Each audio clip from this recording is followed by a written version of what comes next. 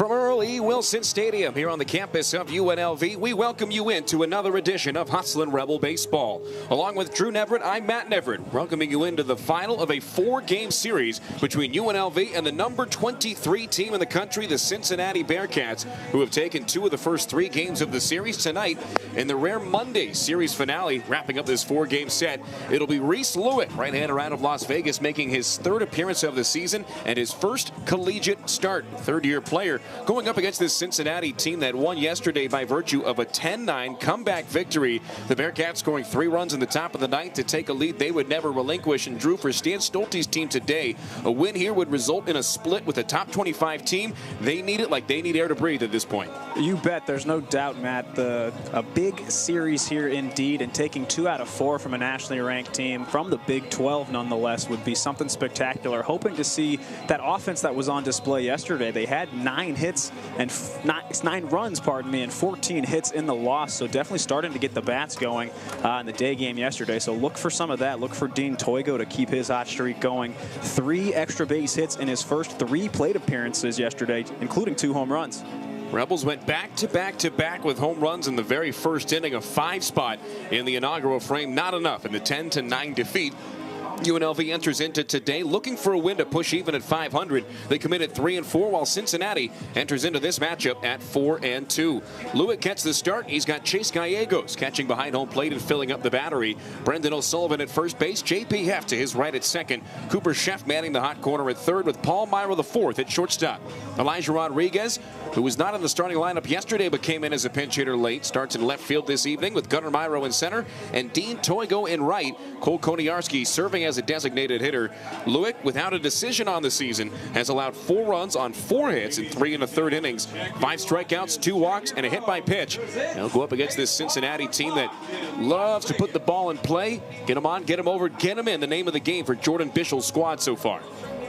Looking for Lewick today. We saw him back in the series opener. He pitched, that was on Saturday. He pitched an 8th inning, and it was a flawless 8th inning. A perfect inning, no walks, 2 strikeouts. Struck out Josh Eulery and Christian Mitchell, respectively, from the Bearcats. Lewick at 6'1", a $170, set to go up against the right-handed batting center fielder for the Bearcats, Donovan Ford. He steps in. Lewick set to deal out of the stretch, and we are underway. First pitch, a breaking ball right down the middle, and we are underway at our scheduled start time at 6:05. A picture-perfect evening. 69 degrees as Reese Leck, with a nice first pitch, moves ahead, 0-1.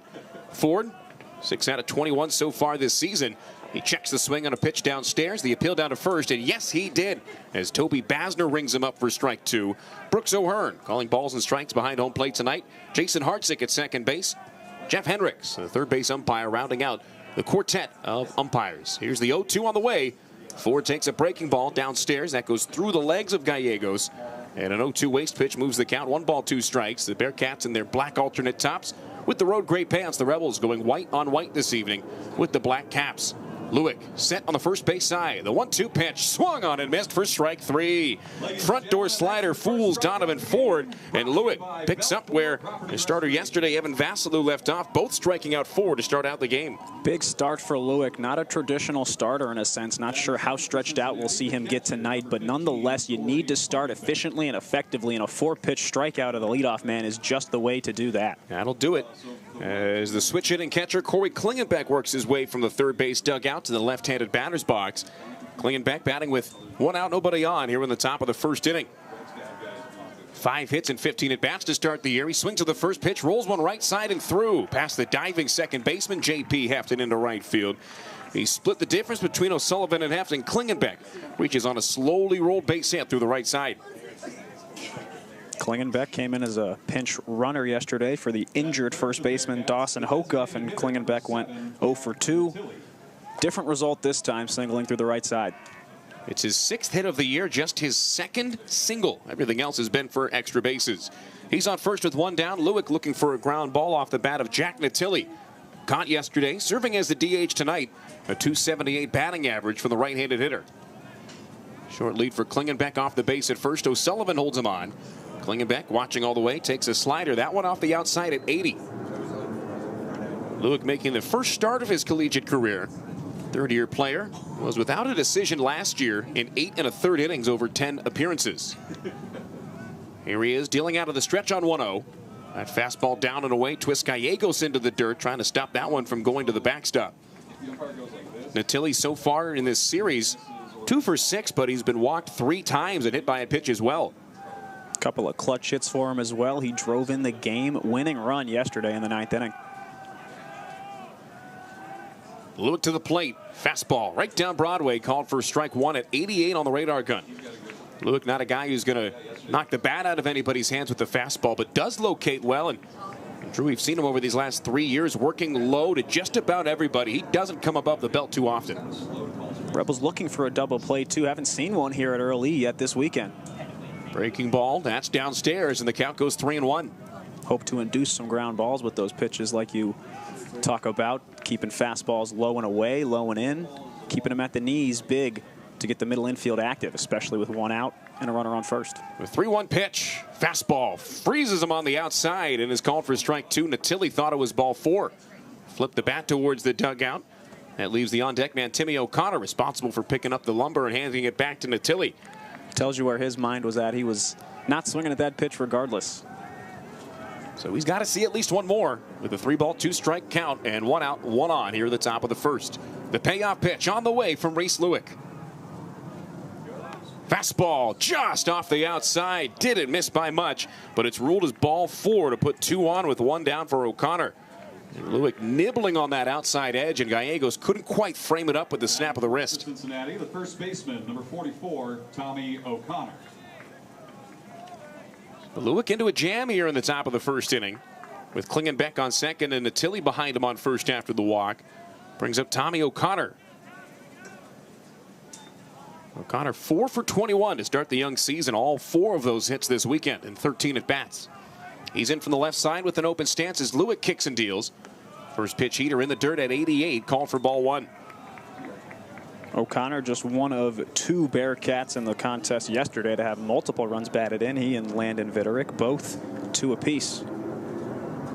Shortstop Myro keeping an eye on Klingenbeck off second. No hold from O'Sullivan at first as Lewick misses outside. First changeup we've seen from him. Pulled the string there. And at 81 miles an hour, not a lot of spin on it either. Lewick, not a big dude, but he's got big hands. I remember seeing him last year almost being able to touch his forefinger with his thumb around the baseball while holding it. Those Kawhi Leonard type of mitts. Yeah, on 2-0, uses those mitts to deal a fastball over the outside for strike 1. I remember seeing the picture of Joel Embiid holding the basketball. Looked like you or I holding a golf ball. You ever seen Shaquille O'Neal handprint on a basketball? Oh, insane. It'll blow your mind. Lewick set and delivering. That 2-1 pitch rolled on the ground the right side. O'Sullivan's got it. Throws to second base, and it gets under the glove of Meyer and into left field. Rodriguez charges, but Klingenbeck's going to round third and come home on a throwing error by O'Sullivan. And Cincinnati jumps out to a 1-0 lead here in the top of the first inning. So not your traditional double play ball, but certainly one that they could have got that lead runner at second out on. Yeah, no doubt about it. And O'Sullivan over there, newer to the first base position, definitely wanted to make the right call there and get a force at second at the very least, but throw just underneath the glove of Myro, the 4th over there at short. So Sullivan charged for the misplay defensively as Cal Sefcik steps in from the right. He watches a first pitch fastball at the knees in there for strike 1. Sefcik batting with Natilli on second and O'Connor on first. Here with still 1 down in the first inning. Cincinnati leads at 1-0 as Heft keeps an eye on the base runner at second. The 0-1 from Lewick. Over the inside, but just off the plate and called for a ball. Lewick making his first collegiate start. Stan Stolte told me before the game if they could get him through 2, maybe even 3 innings, that would be ideal. Using him as the opener this evening. This one swung on, tipped straight back. Sefcik gets a piece, but knocks it back to the screen for a strike 2. And promising for Lewick to see some weak contact on that foul ball. And the chopper to first was a weakly hit ball, just misplayed. So if you're Lewick, you got to keep doing what you're doing to force that weak ground ball they're looking for with the 1-2 pitch on the way. He sets, he deals. Slider stays inside and evens up the count. For those keeping score at home, O'Connor reaching by the benefit of a fielder's choice. The advancement of Klingenbeck to third and to home, both on the air by O'Sullivan. Counts even at 2. Lewick set at the belt. Looks to second. Turns to the plate. He fires. This one swung on line through the right side of the infield and down and right for a base hit. Getting the wave initially around third. Now held up as Jack Natilli. Throw goes back to second base. Nearly got O'Connor napping, and I think it hit him on the way by. So O'Connor lays on the second base on his backside. Yeah, that can't feel good. A collision of sorts between Palmyra IV and O'Connor there. And O'Connor, I think the ball hit his back before Myro IV could get his glove in front to field it. So a stinger on the backside, and they'll take a look at him. He's good to go. Wave the trainer off the field. Now he comes back out. Something about the head coach bringing you out there is going to bring a trainer on the return trip. So Jordan Bishop, the second-year head coach for Cincinnati, and athletic trainer Zach Malecki having an eye on Tommy O'Connor off second base. Meanwhile, that Sefcik single makes him the 4th straight Bearcat to reach base with 1 out, following the leadoff strikeout of Donovan Ford.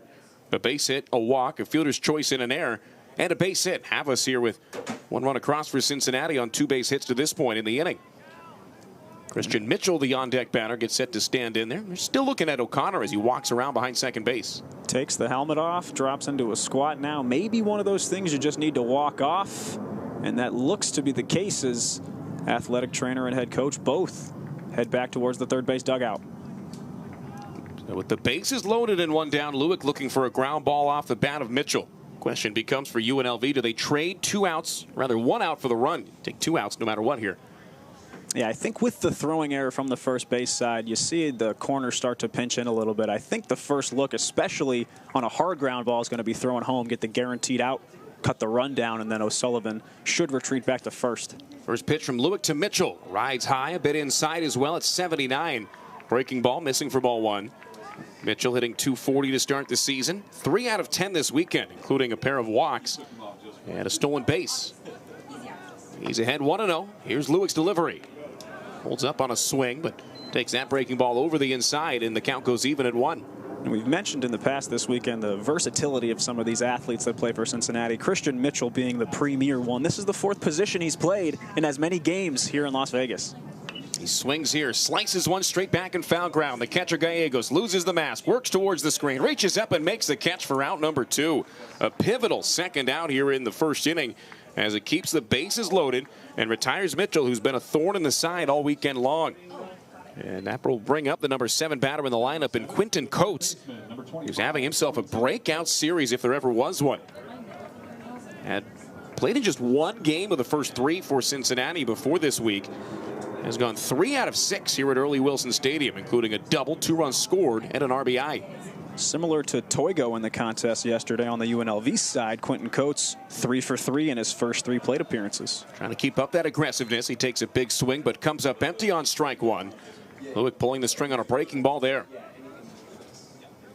That first pitch breaking ball, we've seen it drop in a couple times now for a strike, and we'll look to see if for the rest of Lewick's outing he continues to lean on that, catch the batters off guard. Buries a breaking ball in the dirt. Good job by Gallegos sliding to the right on his knees to keep it in front. Quentin Coates, true freshman out of Kansas, 6'3", 225-pound utility player. One of a couple of guys who's played all over the lineup. Brandon Shire batting 9th and playing at second base. He pitched on Friday night. Meanwhile, Coates takes strike 2. That fastball freezes him on the outside. And the count goes 1 ball, 2 strikes here with 1 run across for Cincinnati in the top of the first inning. It'll be Rodney Schultz set to toe the slab for the Bearcats in the bottom of the frame. Elijah Rodriguez batting atop the lineup for UNLV. The 1-2 pitch swung on and missed for strike 3. Coates trying to hold up, but rung up by home plate umpire Brooks O'Hearn. And Lewick allows a run on 2 hits, but strands the bases loaded. There was also an error committed in the inning. Through half an inning of play, Cincinnati on top 1-0. UNLV to bat coming up next. Rebel fans, food and beverages are available for purchase at the Smokin' Sam's concession stand and bar. Don't forget to check out the Rebel Rum Runner. That's our drink tonight. The Hustlin' Rebels thanks Smokin' Sam's for their continued support of the program.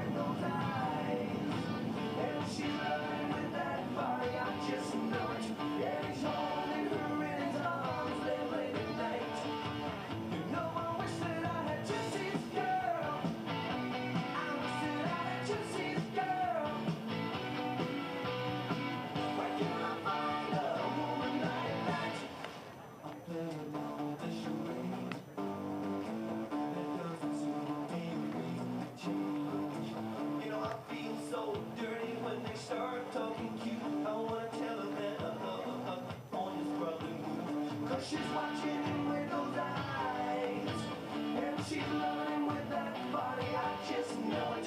And he's holding her in his arms late at night. You know, I wish that I had Jesse's girl. I wish that I had Jesse's girl. Where can I find a woman like that, like Jesse's girl? I wish that I had Jesse's girl. Where can I find a woman? Where can I find a woman like that?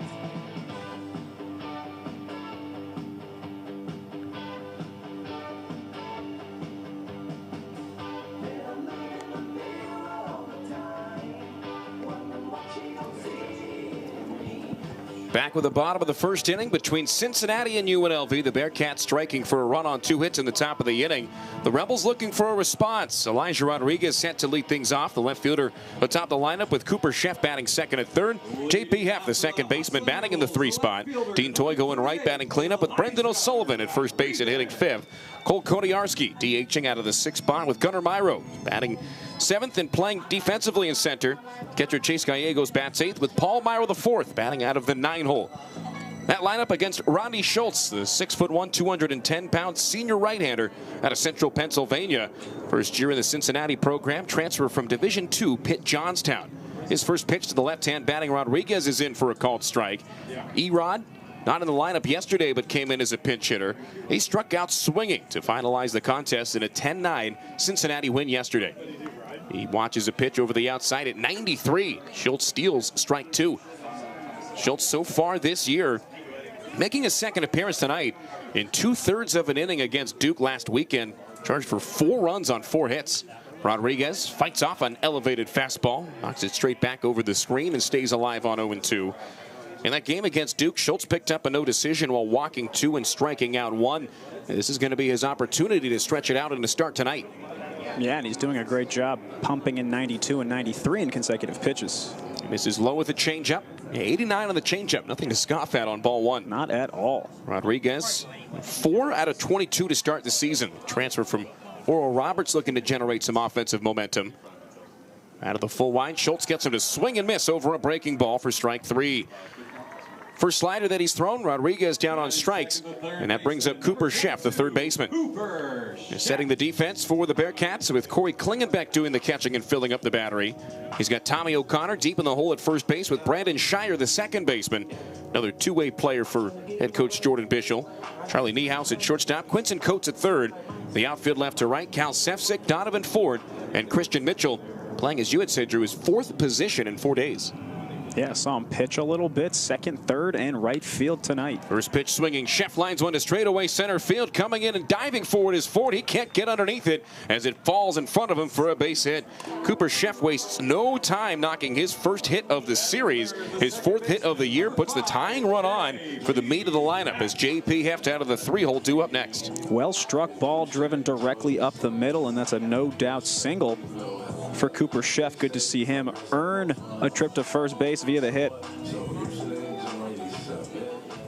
Heft with 2 hits yesterday. You want to see him get as many looks with runners on base as possible. He's got a short, sweet swing. Watching all the way on a first pitch fastball, riding over the outside at 93 for a strike. Heft, one of the top batters on the roster so far, his .321 average, second among the starters today behind Cole Koniarski's .370 clip. On 0-1, Schultz out of the stretch, misses outside with his slider.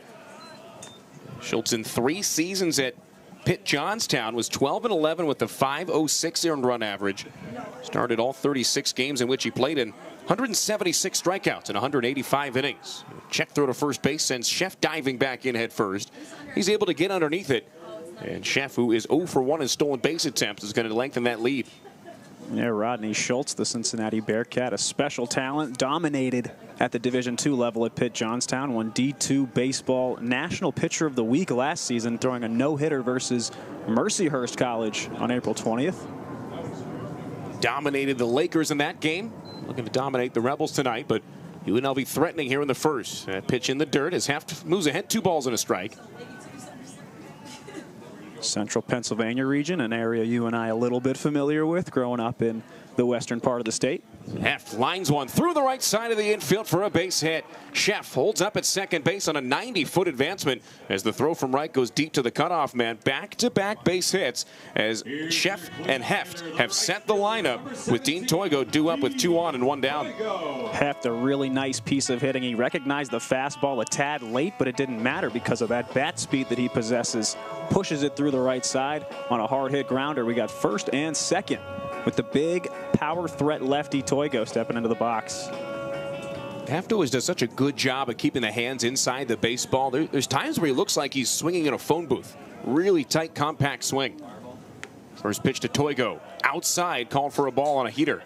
Now you talk about the hands being so tight. It allows for quick movements in and towards the pitcher and quick movements out towards that opposite side of the field. We saw the latter on display. A quick point A to point B punch. Toigo single punches this one in the air down the left field side and foul ground. Third baseman Coates works towards the wall and runs out of room. That thing falling about 5 feet over the other side of the fence into the bullpen for a strike. Toigo was the second of 3 or the first, I should say, of the 3 home runs in succession in the first inning yesterday. Toigo had a 2-run shot, scoring him and Heft to get the scoring started for either side. Koniarski and O'Sullivan, who are batting behind him in opposite order today, each followed him up with a bomb. Toigo wasn't done there, though. He had another long ball. 2-homer day last night in the loss. Backs away from this pitch, running in on the hands as the changeup misses for ball 2. Yeah, quite the fun start to yesterday's contest. 3 in a row of the home run variety. Team only had 2 coming in to that first inning, so seeing 3 in succession was quite the treat for all the fans here at Early Wilson. Toigo gets a piece of this one, fouling a fastball straight back again. Count goes even, deuces wild. Yeah, it was 6 home runs yesterday. Next one will be the 10th for UNLV as a team. Always fun playing back at the friendly confines, even more so when you can knock it over the fence. A beautiful night for baseball here. No wind to speak of. 2-2 to Toigo. Swung on, hit in the air down the left field side, slicing into foul ground and out of play once more.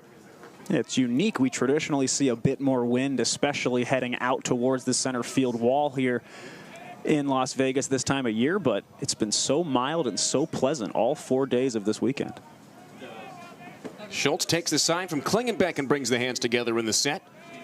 Right-hander kicks and deals on 2-2. Toigo slices one into shallow center field, drifting back is Niehaus. Shortstop's underneath it and has it on the outfield grass for out number 2. Infield fly rule was called as Niehaus had to just take a couple of steps back there. It's a routine play for any infielder on a ball in the air with runners on first and second or the bases loaded, less than 2 outs. The infield fly rule in effect as Niehaus gets credit for the putout. Sheff stays at second, Heft remains at first, and an opportunity here for Brendan O'Sullivan to extend the inning. It was good to see O'Sullivan get into some of that power yesterday. A home run and a double in his first 2 at-bats. Followed it up with a base hit. He was a triple shy of the cycle through 3 plate appearances last night. First pitch swinging. It's one straight back on a foul ball. An elevated heater goes as strike 1. And if you remember right, that at bat he had in the second inning, it was a gap shot. It rolled all the way to the wall, took a funky bounce, and he was credited with a double. He tried to round, almost made it to third, but instead retreated to second base, and the rest is history. You're being kind. He tripped over the bag on the way. I know. Had to keep it mild there. He watches that center cut fastball for strike 2. If this were affiliated baseball, the minor leagues or the big leagues, you would have seen either a trainer or a teammate the next day go out there and do a little tape outline as if it were a crime scene where he falls. You see that almost every time that happens in the big leagues. Little hazing of sorts. Give the guy a bunch of grief. The throw goes back to second base softly, and Sheff way ahead of it with the second baseman Shire creeping in behind. That's what they call the B move, maybe even the C move. Not any intention to pick him off there, just letting him know, hey, we're thinking about you. Might want to try shortening up that lead. Sheff extends it with Heft off of first base behind him. Here's the 0-2 to O'Sullivan. He swings, pops one up foul ground first base side, and that'll go into the seats down the line and right. And it is a healthy lead there for Sheff. No harm, no foul, as long as you're not getting picked off. You know, with 2 strikes and 2 outs, you're not going to take off here for third base unless something extraordinary happens. So least you can do is play mind games a little bit with the pitcher and with the middle infield. Cole Koniarski awaits on deck. The 0-2 to O'Sullivan again, down and away. Great block and a backhand pick by Corey Klingenbeck. That thing looked postmarked for the backstop. Sheff even took a giant secondary there, but Klingenbeck said that was not to be. Klingenbeck, a great athlete back there, making a pick, but we've seen him on the base paths all weekend, jumping around, moving around, shifting around. The throw goes back to second base. Sheff barely able to get the hand in on the dive back. That's the play that they were setting up earlier with that soft pickoff throw 3 pitches ago. 100%, and Sheff almost caught leaning, but all's well that ends well as he dives head first back into the bag. The count is 1 ball, 2 strikes. Klingenbeck sets up on the outside. Fastball up and away goes his ball 2. At the very least, O'Sullivan working a ton of long at bats. This guy who's put the ball in play way more often than not this year. O'Sullivan, 5 strikeouts to 2 walks so far through 7 games.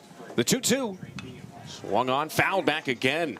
O'Sullivan saw that fastball up by the letters and just was able to get a piece of it. And we see why his K numbers are so low at the plate. He's hyper aggressive, and with 2 strikes here, being very smart fouling this off, and not an easy task. These all coming in the 92, 93 mile per hour range. Most at the letters are higher, so hard to see. Another 2-2. O'Sullivan checks the swing on a breaking ball. That's off the outside and called for a ball. The check down to first base, and Toby Basner says nope, he held up. And with that, the count goes full. 3-2 with 2 down on runners on first and second. Bearcats on top of the Rebels, 1-0. With the full count, 2 down. Sheff off second, Heft off first will have the benefit of breaking with the pitch. Schultz set. He kicks. He deals. The runners go. Pitch is chopped down the line at third. Foul. Interesting to see the catcher Klingenbeck before that pitch. He stepped out in front of the home plate and started rapidly pointing to his right, almost signaling for his defense to shift over to the right. Maybe expect another fastball here from Schultz with the count full and the runners taking off. They're respecting the opposite field power of O'Sullivan. Christian Mitchell in right, maybe a step in front of the warning track. He is especially deep. There go the runners. Another 3-2. This one's bombed to left. It's high. It's deep. This ball is gone. Brendan O'Sullivan gets the Rebels on the board with the 3-run jack. His second home run of the year gives UNLV a 3-1 lead. O'Sullivan ready for that fastball. Gives it a ride, 100 miles per hour off the bat, scrapes over the 375 in left center, and a big fly to put the Rebels up 3-1 early on. The designated hitter, number 44. Big time bomb from Brendan O'Sullivan. A breakout couple of games for O'Sullivan. That is his 4th hit in his last 6 at bats. 3 of those 4 have been for extra bases. 2 of them have been home runs. His second first inning home run in as many games puts the Rebels on top by a pair, clears the bases, and brings up Cole Koniarski, who takes a breaking ball in the dirt, rolling to the backstop for ball number 1. Credit where it's due. Manager Stan Stulte sticking with Brendan O'Sullivan in the 5 spot for most of the games this week. Knew he was due to break out in the last 2 days. He's done just that. Koniarski tips this one back to the screen. Fastball fouled off, evens the count at 1. Koniarski's a guy who's run into a couple as well. His .370 batting average tops among the roster so far. 2 homers, 4 batted in so far, DHing tonight. He takes a swing, chops one right back towards the mound. Off the hill is Schultz. Pitcher's got it. Sidearm sling to first base is in time. A 1-3 putout retires the side in the first, but not before Brendan O'Sullivan leaves the yard on his second long ball in as many days. The Rebels plate 3 runs on 3 hits, including the blast. There were no errors and nobody left on. A fun first inning for both sides. We go to the second with UNLV leading 3-1. Vans Intermountain Health is here to help you live the healthiest life possible. As the official health partner of UNLV Athletics, Intermountain Health is dedicated to promoting health and wellness in our community.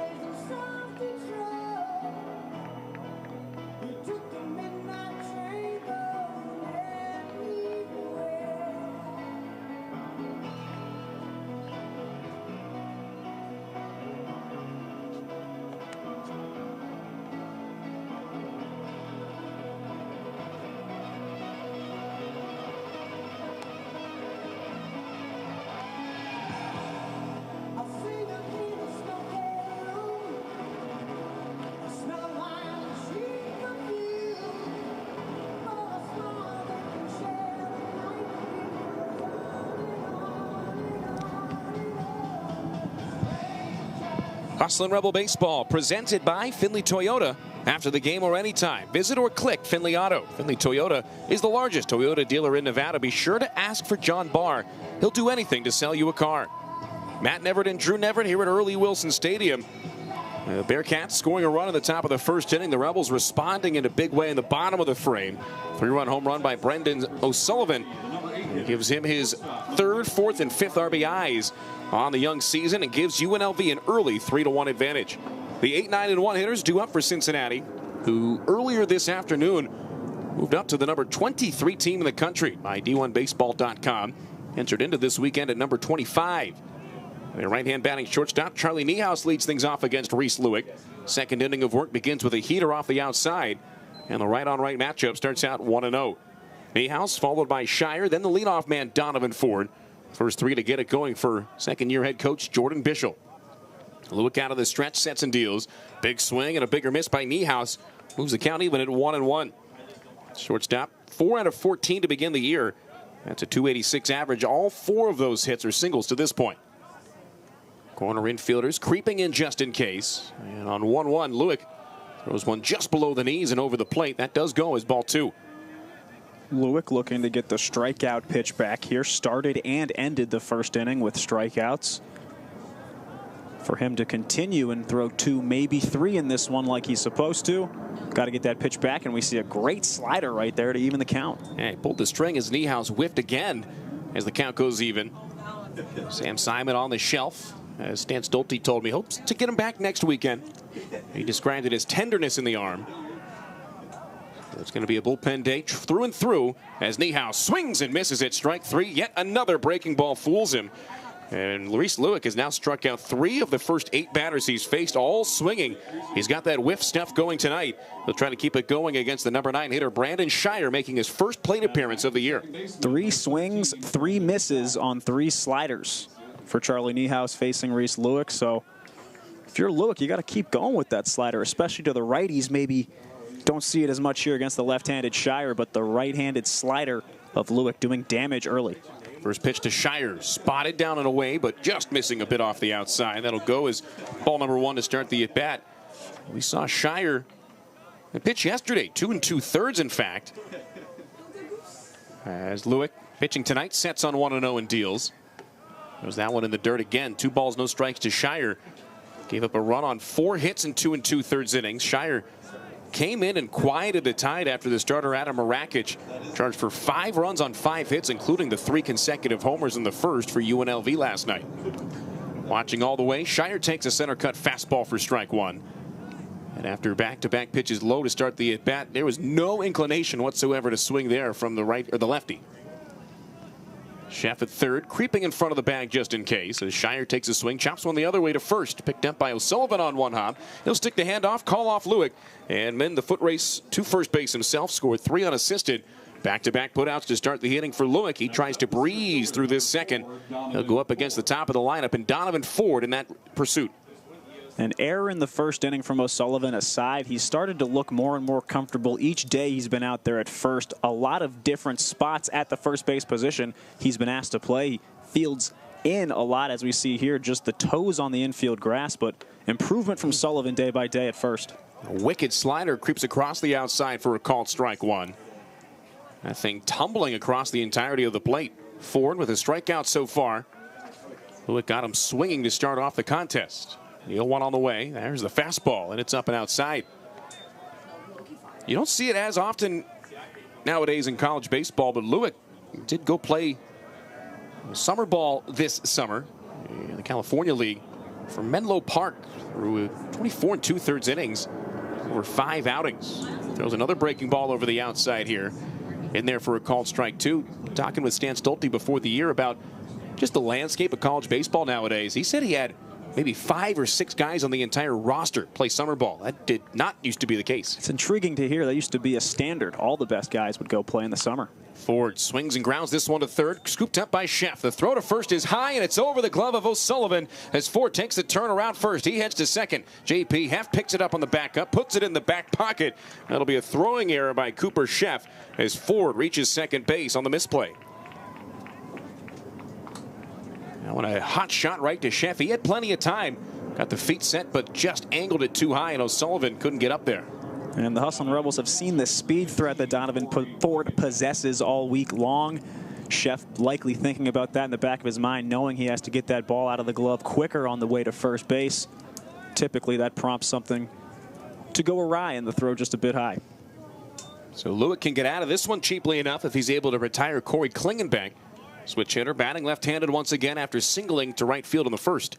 First pitch swinging here. He pops one up out of plate on the line and left.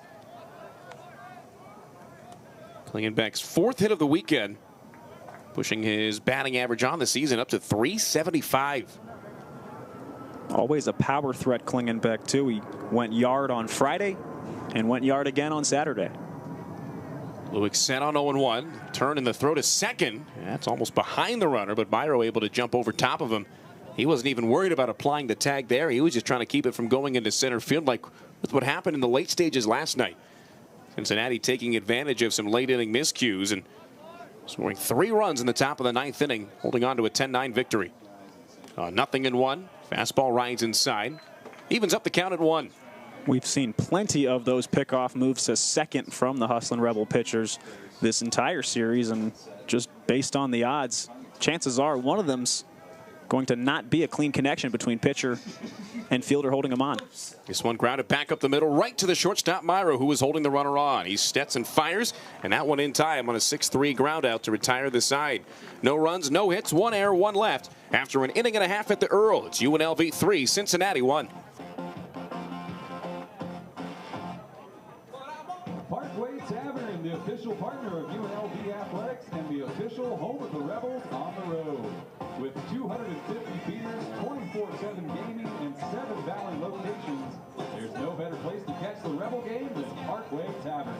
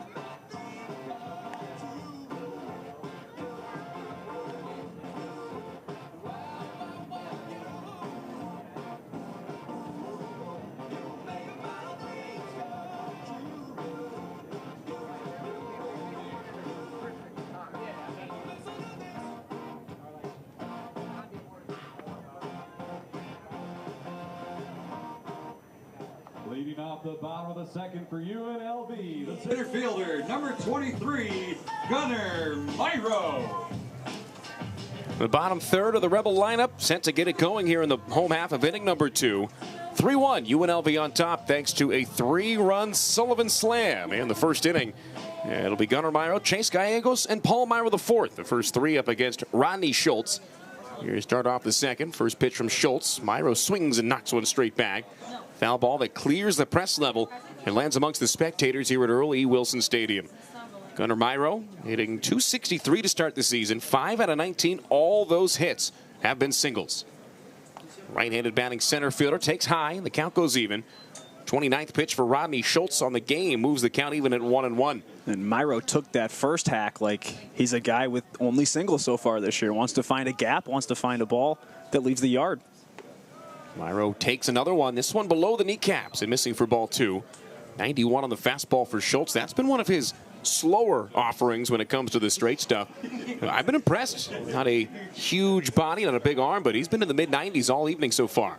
He gets Myro to swing at a pitch up and out of the zone, climbing the ladder for strike 2, and a ton of spin on it as well. Looks like a rising heater to the batter. And that's what's so impressive about it too, right? It's the elbow action. You see, only 6'1", but he has the snap of the elbow that really adds the velocity. He backs Myro away here with the heater up by the eyes, and the count goes full at 3-2 to the leadoff batter of the second inning. Chase Gallegos waiting in the on-deck circle as the infield backs up in a 3-ball, 2-strike count. Schultz deals out of the full line. Myro swings, knocks one the other way. Down the line and right. That's down for a base hit and then some. Rolling to the wall as it's picked up by Mitchell on the track. Myro around first. He's into second base with his first extra base hit of the year. Double number 1. Leads things off here to start the second.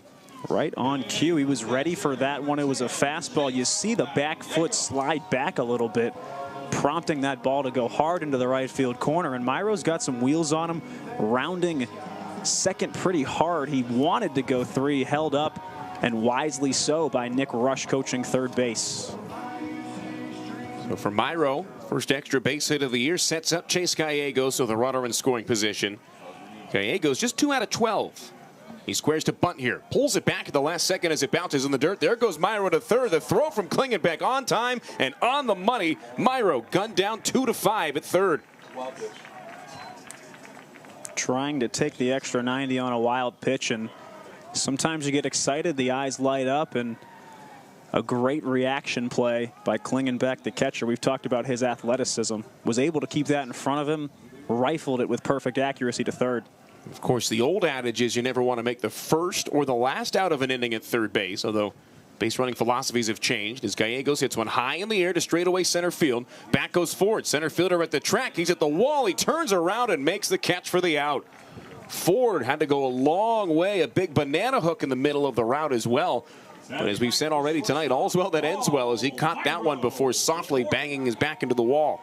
And that play doesn't happen for Ford unless, 1, he's playing really shallow, which he was, and 2, if he doesn't make that first quick step backwards. The second that ball's off the bat, he turns immediately, runs like a track sprinter, dead towards the wall, then is able to turn around and morph his body to make the athletic catch.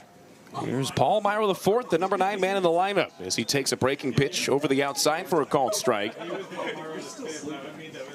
Myro hitting .235 to start the season. And a right-on-right matchup, the slider in the dirt, and it misses for ball 1. Myro with the count even, and Elijah Rodriguez in the on-deck circle, the leadoff man. Infield playing Myro to pull, steps to third base all the way around. He swings and hits one high in the air to left field.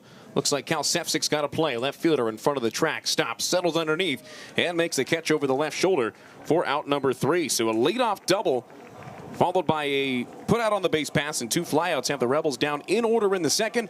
We go to the third with UNLV on top, 3-1. Rebel fans, help our student athletes excel at all that they do by supporting the Pledge Per initiative. Select the value you'd like to pledge for win or run. You can tie your contribution to the best moments of the 2025 season. Check out the big board right now. Scan that QR code. Start your pledge today. Fans, your attention, please. We have recovered a Rebel card. If you're missing your Rebel card, Trey John Fulton, please come to the press box to reclaim your Rebel card. Once again, Trey John Fulton, please come to the press box to reclaim your Rebel card. Thank you. candy. Its taste is on my mind. Girl, you got me thirsty for another cup of wine. Got a bug from you, girl, but I don't need a cure. I just stay up pretend if I can for sure. All the good love when we're all alone. Keep it up, girl. Yeah, you turn me on. Hooked on a feeling. I'm high on believing that you're in love with me. Leading off the top of the third for the Bearcats, the designated hitter, number 7, Jack Natilli. Top of the third inning, UNLV leads Cincinnati 3-1. Fourth and final game between these two sides. UNLV gets set to take on UW Milwaukee here at Early Wilson Stadium. 4 games over 3 days next weekend. Get your tickets now at UNLVtickets.com. The heart of the lineup due up for Cincinnati as Jack Natili stands in and leads things off. Takes a changeup, tumbling through the top of the zone from Lewick in there for a strike. Natili with a walk. The on-deck man O'Connor with a fielder's choice in the first inning. And Cal Sefcik in the hole with a base hit. All in succession in a run-scoring first. He swings here, grounds one up the middle. Moving to his left is the shortstop Myro. He picks it up, gloves and throws to first base all in one motion and all in time to retire Natili. He set down Klingenbeck to retire this, retire the side in the second. Starts out the third, doing the exact same. So far, so good for Reese Leck. 44 pitches, 28 strikes so far through 2 1/3 innings. His next challenge, though, the big-bodied first baseman Tommy O'Connor.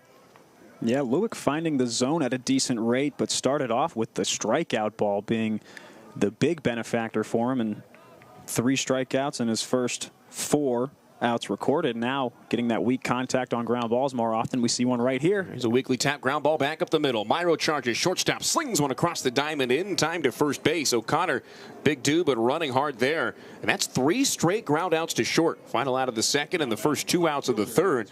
Lewick trying to breeze through a third inning of work. Standing in his way here is Cal Sefcik. And for Lewick, if he's able to go 1, 2, 3 through this inning, there is a small chance that we see him for the fourth. And you would hope to see him in the fourth as a Hustlin' Rebel fan. He's been good. He got out of the only jam he possessed in the first inning, and now working ground balls, all you can ask for. First pitch to the right-handed batting Sefcik misses high for ball 1. I mean, he was a Cooper Chef throwing error away from going 1, 2, 3 rather easily through the second inning. Yeah, true that. It could be a lot less pitches than it currently is. Lewick looking great out of the gate. 1-0 on the way. Swung on and hit on the line to left center field. That's down in the gap for extra bases. That gets by the center fielder Myro and all the way to the fence as well. Sefcik on his horse. He slams on the brakes at second as the throw goes to the cutoff man Myro. Sefcik content with his second hit of the night. He has singled. Now he has doubled. Halfway to a natural cycle is the left fielder. Lewick hoping to limit it to just a 2-out double and trying to retire Christian Mitchell, setting down the side in the third, hopefully for Lewick and 4 batters. And a callback to what you called out last inning about not making the first or last out at third base. Sefcik, that was in the front of his mind. He rounded second hard, but turned back, stayed at second base. Here comes pitching coach Jeff Opalewski. Out to go have a word with Reese Leck. I mean, he really hadn't been in a jam so far. 2 errors behind him, leading to a run and extending that second inning in order, have really been the only blemishes. That double the only extra base hit that he's allowed. As you had mentioned, strikeouts for 3 of his first 4 putouts in the game. I mean, for a guy who threw just 8 innings all of last year, Lewick looking rather efficient here through 2 2/3. He looks good. He's hitting his spots. The breaking balls have been where I think he's really buttered his bread. That last one, though, the fastball coming in, took a little bit off at 88, and that was the hardest hit ball that we've seen off of a Reese Leck pitch. That one 102 miles per hour off the bat into the gap. So that's likely the concern that Coach Opalewski sees. And Sefcik, not a guy you want to mess around with. His 4th and 5th hits of the series. And he's an extra base hit machine. 2 home runs and a double among those hits this week. Here's Christian Mitchell backing out of the way of a first pitch slider riding inside. 79 on the gun for ball 1 from Lewick. Mitchell popped out to Gallegos behind home plate. That was the second out of the first inning. Bats here in the third with Heft keeping an eye on the runner at second. Lewick deals from the stretch. Mitchell takes a fastball, clipping the black of the outside of home plate for strike 1. Christian Mitchell in the ball game yesterday did a little bit of everything. 2 singles and a double. He walked, he stole a base, he drove in a run, he hit a double. Stuffing the stat sheet.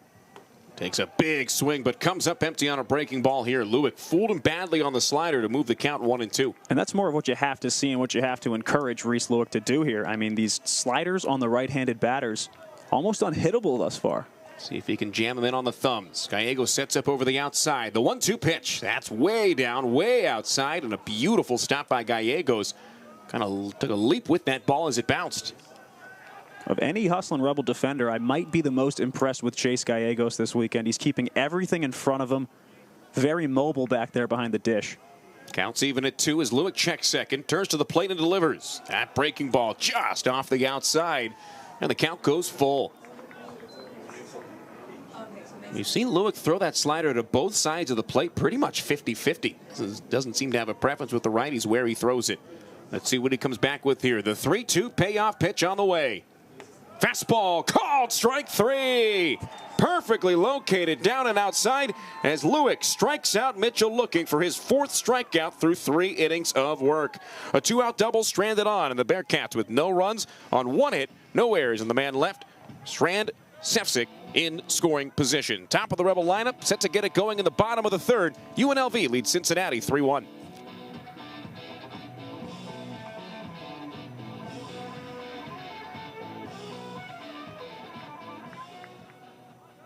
Watergrass only 1 day a week in winter.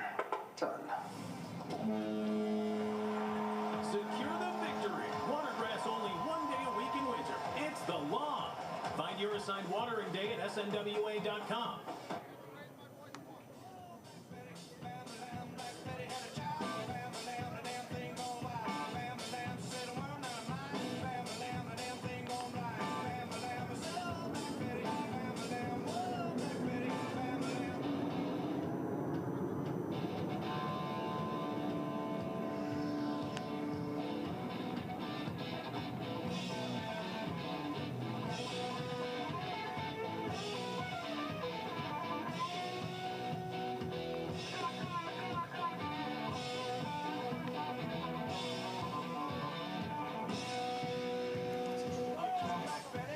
UNLV Athletics are presented by Intermountain Health, here to help you live the healthiest life possible. As the official health partner of UNLV Athletics, Intermountain Health is dedicated to promoting health and wellness in the Las Vegas community. Matt Neverett and Drew Neverett here from Earl E. Wilson Stadium as we enter into the bottom of the 3rd inning.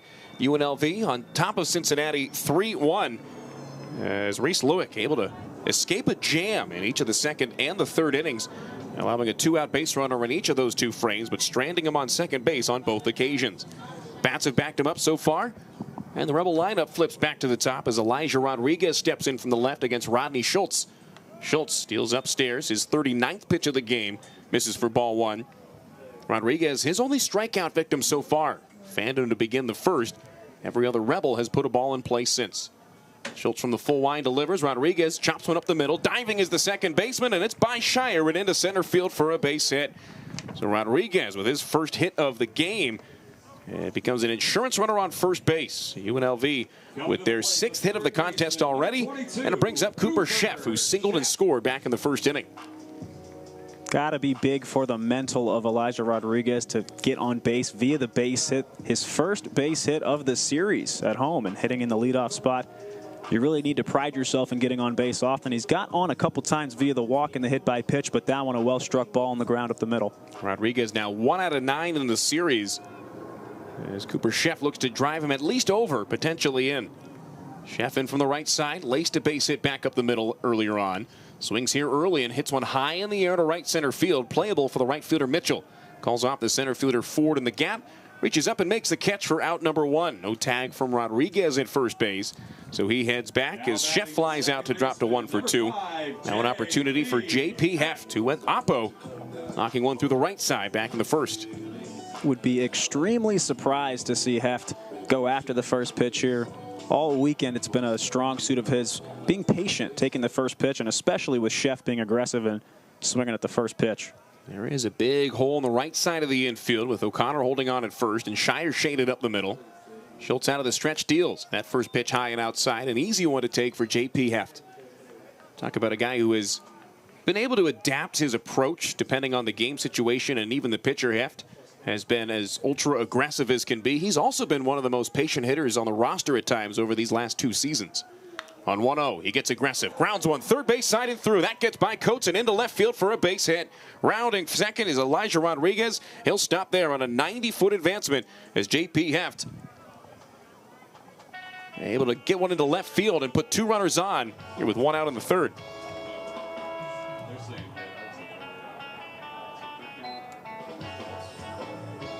Are we going hit? That's fair. You should make that play. It touches glove, but that's a very big thing. That's a big thing. Pause coming on here as we see Rodriguez end up at third base. Umpire came running in and moved Elijah Rodriguez to third base. Really, the only thing I can think of would be a potential for interference, trying to turn the base at second. Shire, who has not played at second base all season long, because the Bearcats are struggling with injuries right now, may have gotten tied up. But for whatever reason, Rodriguez advancing from second to third. It prompts a quick mound visit, too, to really get the head and the mental of Rodney Schultz back. The middle infield and the first baseman came in and had to have a chat with Rodney Schultz to dial him back in, and he steps back onto the rubber here now to face Dean Toigo. Toigo in from the left side, backs away from a fastball. Ruling on the heft. Ball in play is going to be an error. E5, the ruling on Coates on the play. We're still trying to get some clarification as to how Rodriguez ended up on third. Check throw goes back to first base as Heft dives in head first and safely. Okay, yeah, just actual pitches and then. Okay. When I hear the ball, oh no, he legit just like stole the base. Runners on the corners here as the 1-0 pitch to Toigo is chopped to the right side. Shire's got it at second. The feed to the base at second is in time. Niehaus puts it in the back pocket. No throw to first base as Toigo brings in Rodriguez. Won't get the RBI as he reached on the fielder's choice there, but he'll take the run however he can get it as it extends the lead. UNLV now on top 4-1 as Heft put out 4-6 up the middle. Big piece of heads-up base running for Rodriguez to make his way to third and scoring on that fielder's choice. Hard 90 from Toigo is what makes that run happen. 2 gone and a runner on first for Brendan O'Sullivan coming off a 3-run shot to left center. Sullivan white hot with the stick. He'll look to continue that trend here with 2 outs in the inning. First pitch from Schultz. That's high and outside. Sullivan swings and misses at a strike, but Toigo on the move and steals second base easily. His second stolen base at as many tries on the year moves him into scoring position. And O'Sullivan, with the hit and run on, couldn't protect him. But the ball not fielded cleanly by Klingenbeck, and that's an easy steal for Toigo. Klingenbeck dropped the ball, but Toigo would have been safe anyway. He really took off and was in there safely. 0-1 to O'Sullivan. This one hit on the end of the bat to the first baseman O'Connor. O'Connor wins the foot race to the bag himself and retires this side as O'Sullivan grounds out 3 unassisted to finish up inning number 3. 1 run on 1 hit, 1 error, and 1 man left on. On to the 4th we go. UNLV leads Cincinnati 4-1. Okay, Rebel fans, are you ready to make a deal? The first fan to bring the marketing intern near Smoking Sands concession stand a pair of car keys will receive a very special UNLV prize pack. Ready, set, go!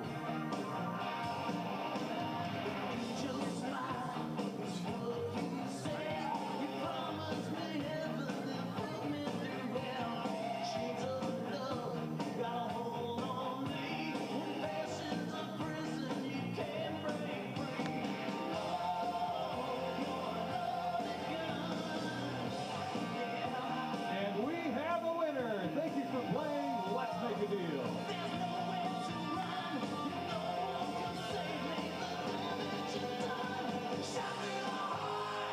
Ladies and gentlemen, your attention please.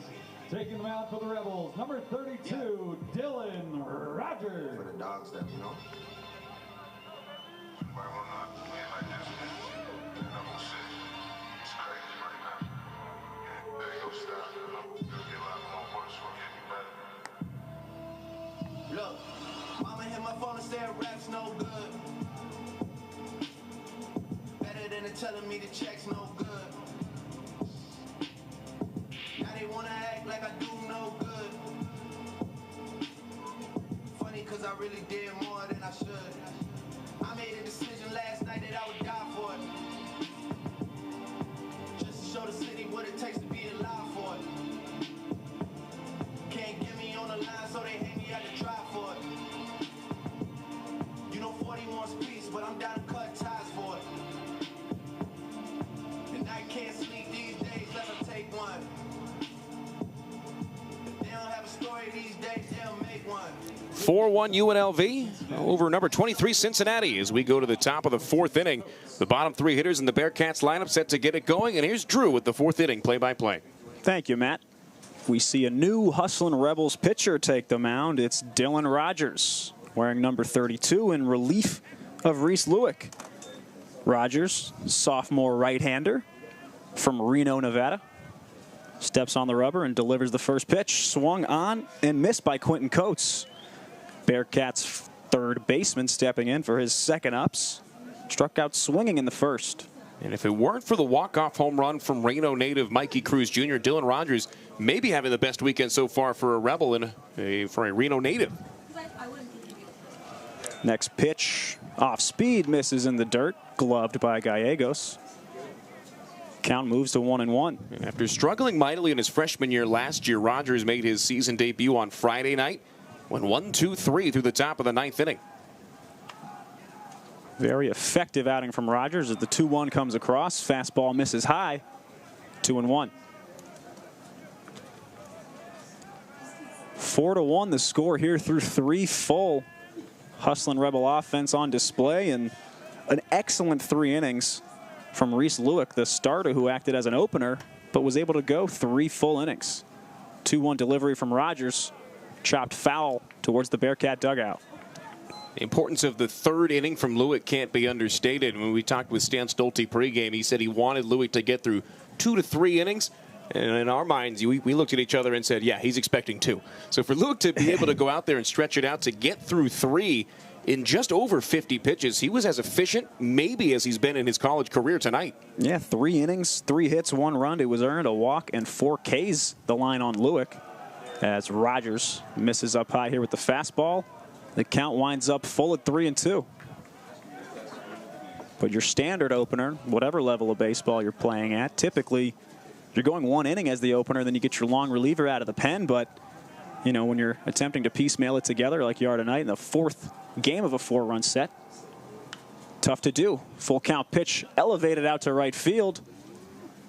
Tracking it is Toigo. He's underneath it, and he'll make the grab to secure the first out of the inning.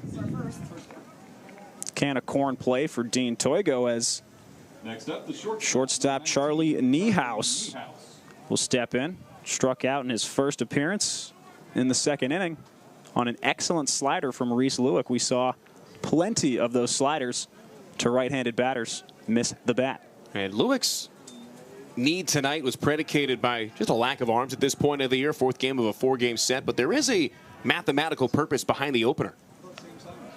First pitch high and in, misses with the fastball 1-0. And again, it was almost forced for Stan Stolte. Hey, we need a guy to go out there and get us through 2 or 3 innings. But typically, when you're playing an affiliated ball, higher levels, you want that opener to get you through the first time through the lineup. Makes your starters' stuff more effective later in the games. 1-0 delivery from Rogers. Misses high again with the fastball 2-0. And you speak about the lineup and getting through the first time. It also is playing mind games with the opposing manager when they set their lineup. A lot of times you make those platoon decisions, the righty or the lefty, based on the handedness of the opposing pitcher. You mess that all up when you use an opener. 2-0 delivery, breaking ball drops in on the inside corner. 2-1 to Niehaus. Only problem for Cincinnati head coach Jordan Bischel is that he doesn't have the bodies to platoon at this point. The Rebels a little bit banged up, more so in the arms, but Cincinnati down at least 3 starters this weekend alone, down as many as 6 starters at this point in the year already due to injury. 2-1 delivery from Rogers, goes back to that breaking ball on the inside. This one missing, and the count winds up 3-1, and they've dropped 1 starting batter the Bearcats have to injury each game. Wow. We saw Carrington Cross on Friday, Luke Sefcik on Saturday, and Dawson Hokov yesterday in Game 3. Rogers out of the stretch, delivers a 3-1. That one misses high as well, and it's a ball 4. 5-pitch walk to the Cincinnati shortstop. 1 out base runner for the 23rd ranked Bearcats. 13, Brandon Shire. 9th spot in the order coming up. 2-way player Brandon Shire steps in, playing second base tonight. Soft ground ball to Brendan O'Sullivan at first base in his lone plate appearance thus far. Rebel still looking for that elusive double play turned on the defensive end this series. First pitch out of the stretch as Rogers locates the fastball inside for strike 1. Off of first base, Niehaus, 3 out of 4 in stolen base attempts on the year. This is an ultra-aggressive Bearcats team top to bottom, but check out the lead. He's maybe 2 steps and a shuffle off the base at first as O'Sullivan holds him on.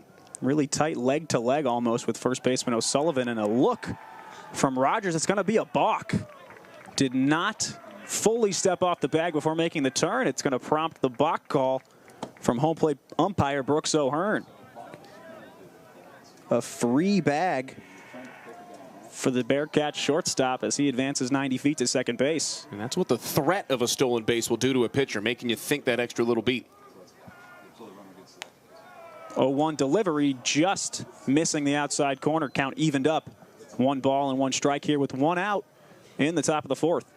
And that's the thing for this Cincinnati team. Mind games galore. We've seen a lot of fake bunt attempts. We've seen fake steals all weekend long. Just that little extra thought that's required sometimes is the difference. 1-1 from Rogers. Swung on, hitting to shallow left center field. Coming in is the left fielder Rodriguez. He makes the grab on a soft liner for the second out. Yeah, and off the bat, that thing looked destined for no man's land in the gap between Myro at short, Rodriguez in left, and Gunnar Myro in center field. But that thing hung up there in the thin Vegas air. And Shire just a little bit too far underneath. They got it off the thumbs for out number 2. The benefit of having a guy like Elijah Rodriguez out there in left, it's a lot of ground to cover, but he has wheels. Making that play look easy as the leadoff man, Donovan Ford, steps back in for his 3rd trip. Pickoff from Rogers. Not going to be in time, but as we've seen all weekend long, got to keep those Bearcats accountable on the base paths. Has to be nearly 20, 25 total pickoffs to second base from Hustlin' Rebel pitchers. First delivery to Ford misses low in the dirt, blocked by Gallegos. Ball 1. They had probably the most success in controlling this Cincinnati run game in the second game of the series on Saturday night. That was the one that you were here for solo. Had the pickoff, had the caught stealing, and Bearcats ended up losing that one on the walk-off. Second pitch, even more in the dirt this time. And inside, count moves to 2-0, and it was Cody Albright. He came in for a relief appearance, and he picked off 2 guys. He put 2 guys on base in the same inning, picked one off at second, picked one off at first. Very rare to see that, and huge to keep them in the game, Albright with his pitching, but also with his pickoffs. Rogers sets, turns around, and another pickoff attempt.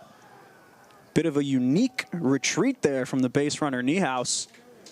He's keeled over a bit, and it looks like another Cincinnati Bearcat is a bit banged up. They're calling time and giving him a minute here, and now it's head coach Jordan Bischel and the athletic trainer Zach Malecki heading back out to second base. Matt, we've seen this before tonight. Yeah, very rare that the trainer for the visiting team, really for either team, gets this much love during the games. But for Cincinnati, they're going to be happy that they just have all their bodies when they get back to the Midwest. As Niehaus, as you mentioned, kind of a weird retreat back to the base, almost halfway between deciding whether to go back in standing or go back in sliding.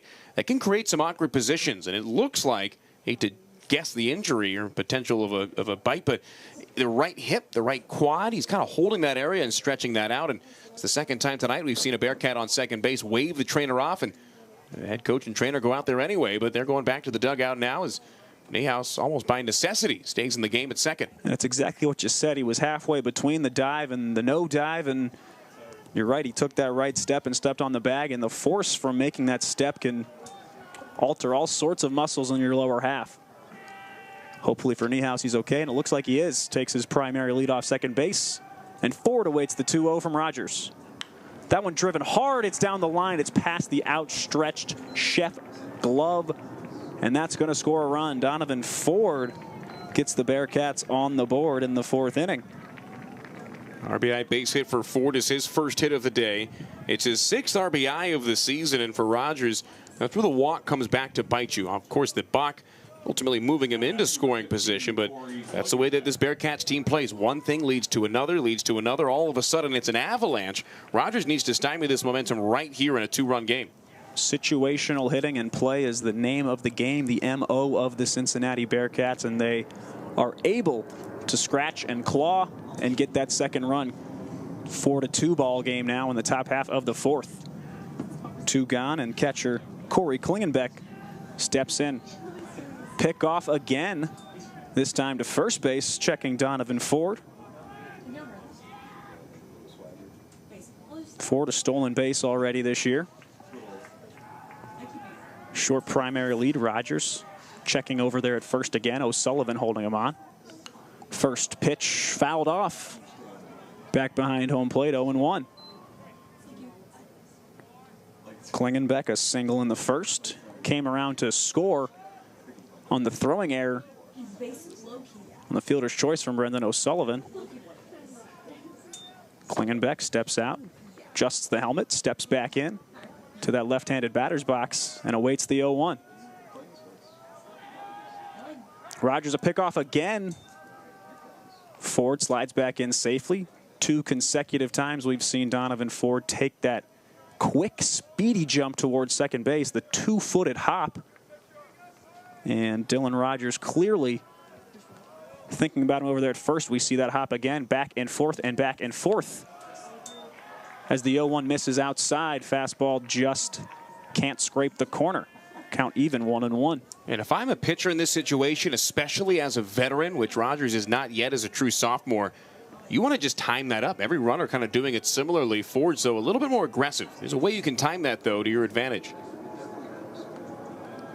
1-1. Slider hits the outside corner. Count moving to 1-2. Ford again, these jumps, and you talk about timing that jump on Saturday, the pickoff that Albright had at second base. It was this batter, Klingenbeck, at second base, and it's exactly what happened. He got caught with a big-time jump towards third base. Here's the 1-2 from Rogers. Swing and a miss. A check swing results in a full go-around, and Klingenbeck goes down swinging. 1 run plated on 1 hit.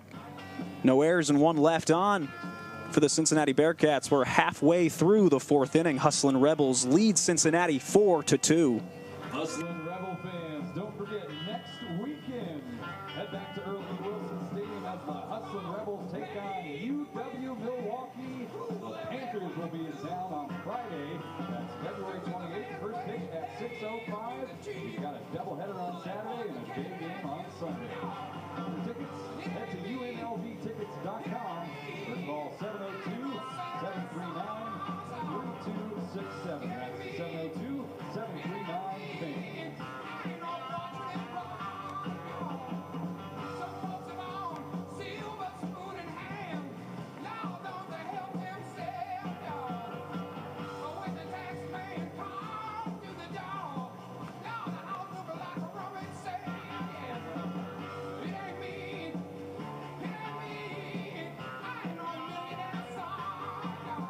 Ladies and gentlemen, your attention, please.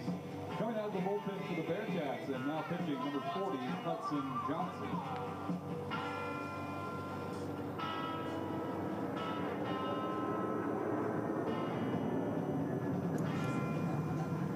UNLV Hustlin' Rebels Baseball is brought to you by Parkway. Parkway Tavern, official partner of UNLV Athletics and your official home of Rebels on the Road. With over 250 beers, 24/7 gaming, and 7 Valley locations, there's no better place to catch the game than Parkway Tavern. Go Rebels. Heading into the bottom of the 4th, and UNLV leads Cincinnati here at home 4-2. We'll see a new pitcher check-in for Cincinnati. It's going to be Hudson Johnson, big lefty freshman wearing number 40 from Prior Lake, Minnesota. 6'1", he weighs 245 pounds, a big guy out there on the mound throwing from the left side. He'll face the 6, 7, 8 of the Hustlin' Rebel order. It'll be Koniarski, Gunnar Myro, and Chase Gallegos. Final warm-up pitch. Klingenbeck, the catcher, throws down, and Koniarski gets ready. The designated hitter looking to step in for his second at-bat. A soft tapper back to the pitcher after a long at-bat ended the Rebel half of the 1st inning. A lot of long at-bats in the early stages against Rodney Schultz. Rebels did a good job of bouncing the strong-looking Cincy starter in just 3 innings. First pitch trickled in there for strike 1 to Koniarski. Final line for Cincinnati starter Rodney Schultz. 3 innings pitched, 6 hits, 4 runs, all of them earned, no walks, and a strikeout. 0-1 to Koniarski off speed. That one misses outside, evens the count at 1. Koniarski here in this situation can afford to be patient. New pitcher making his 2nd ever college outing. He threw 3 innings of 1-run, 2-hit ball 8 days ago against Duke. 1-1 pitch fouled off softly down the third base line, and Koniarski behind 1-2. Johnson got the win out of the bullpen for the Bearcats in his first ever college game. Faced just 2 over the minimum over 3 innings against that strong ACC opponent. He definitely not looking like a freshman out there either at 6'1", 245, as you said. 1-2 throw from Johnson, fouled off this time to the opposite side, just beyond the UNLV dugout. Count remains 1-2. Hudson Johnson from Prior Lake High School in Prior Lake, Michigan. Sets the 1-2 throw. Fouled off once again. Koniarski. 2-strike approach clearly on display. 3 consecutive foul balls. Always love looking at some of the high school stats in the areas that aren't necessarily baseball hotbeds. Minnesota absolutely in that category. He was all district as a senior. How about an ERA under 1 for Johnson? Another foul ball from Koniarski, make it 4 in a row. Senior year last year went 5-1 with a 0.94 ERA, 78 strikeouts and 52 innings of work. I want to see the pitcher that outdueled him in that one loss. I mean, a no-hitter perhaps? I don't know. My gosh. One can only hope. 1-2 from Hudson Johnson. Koniarski hits that one up the middle. Fielded cleanly by the second baseman Shire as he tosses over to O'Connor for out number 1. Next up, the center fielder, number 20. And that one hard hit off the bat at almost 105 miles an hour from Koniarski. But if you're Shire, that's actually almost as easy as it gets. That thing stayed down on the grass, then the dirt. You don't even have time to think about it. You take that one shuffle to the right, you get the glove down. The ball finds you in those situations. It's almost counterintuitive, but those hard hit ones right near you are the easiest plays in baseball for an infielder. Those are the ones you're used to seeing from Coach off the fungo. Yeah. First pitch to Gunnar Myro, the hustling Rebel center fielder. Taken low for a ball.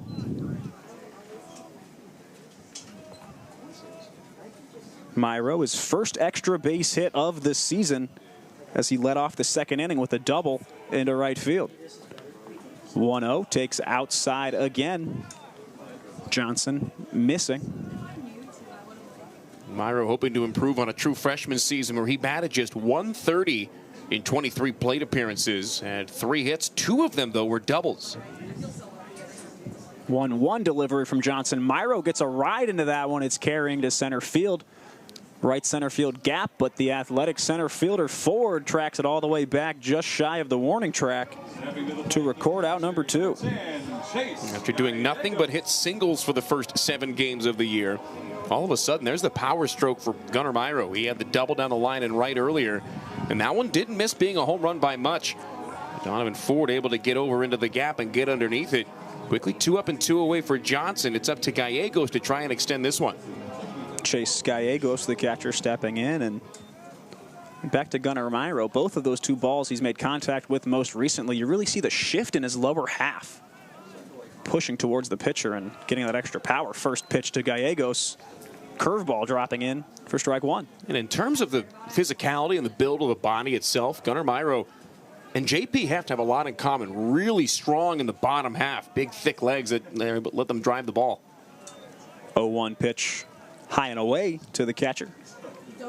Count even 1-1. And of course, we're starting to see more heft around college baseball in general. You look at the SEC, the average size of a SEC player now is that of an SEC linebacker almost.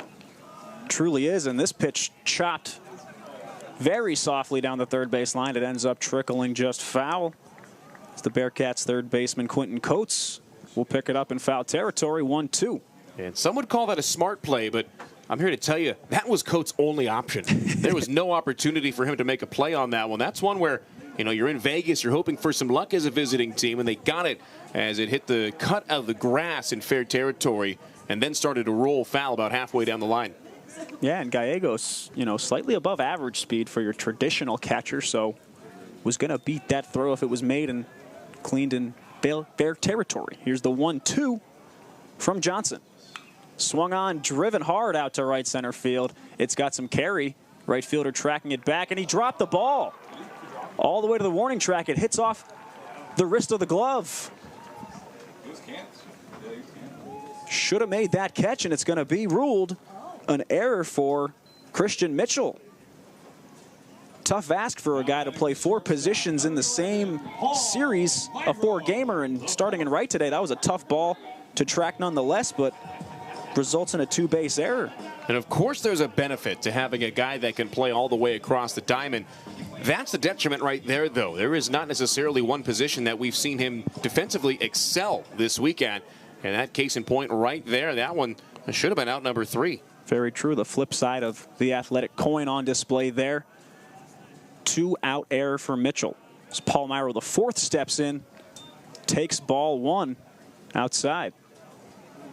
So now a gift opportunity here for the Hustlin' Rebels, and Paul Myro, the 4th, hitting .222 this year, looking to take advantage. This one swung on, popped up.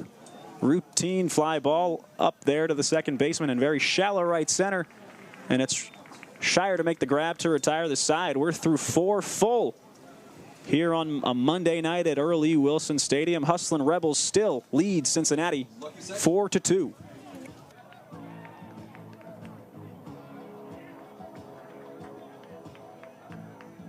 All right, fans, it's time for the In-N-Out Lucky section. Turn your attention to the video board and let's find out which section is going home with a free double-double. How are you going to do it? Animal style? Grilled onions? I can tell you the first number is going to be a 1. It's section 102. Congratulations, section 102. Your entire section is going home with a free double-double, courtesy of our friends from In-N-Out Burger.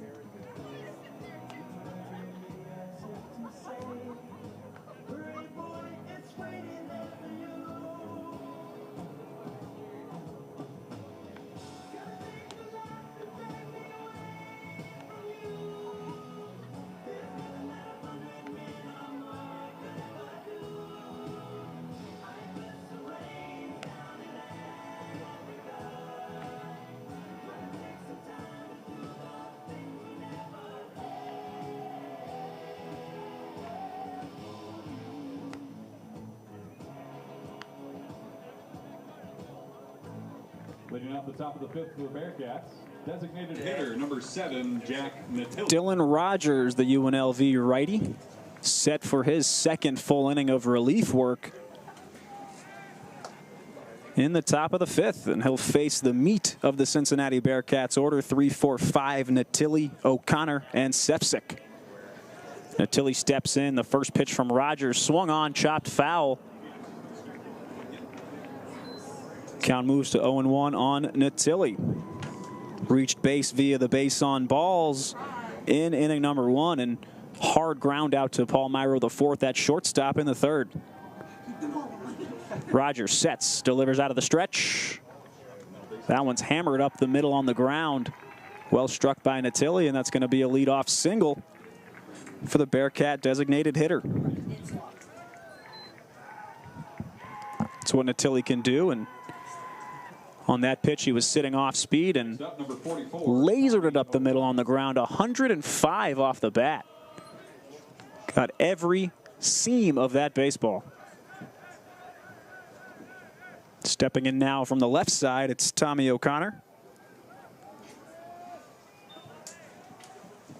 Ground out to Myro, the 4th, in his last plate appearance. With the leadoff single from Natilli, he'll take a real short primary lead. First pitch misses a bit high for ball 1. O'Connor DH'd yesterday. 2 runs batted in, 2 hits, 2 runs scored for the tall lefty. 1-0 delivery from Rogers takes a lot off that off speed.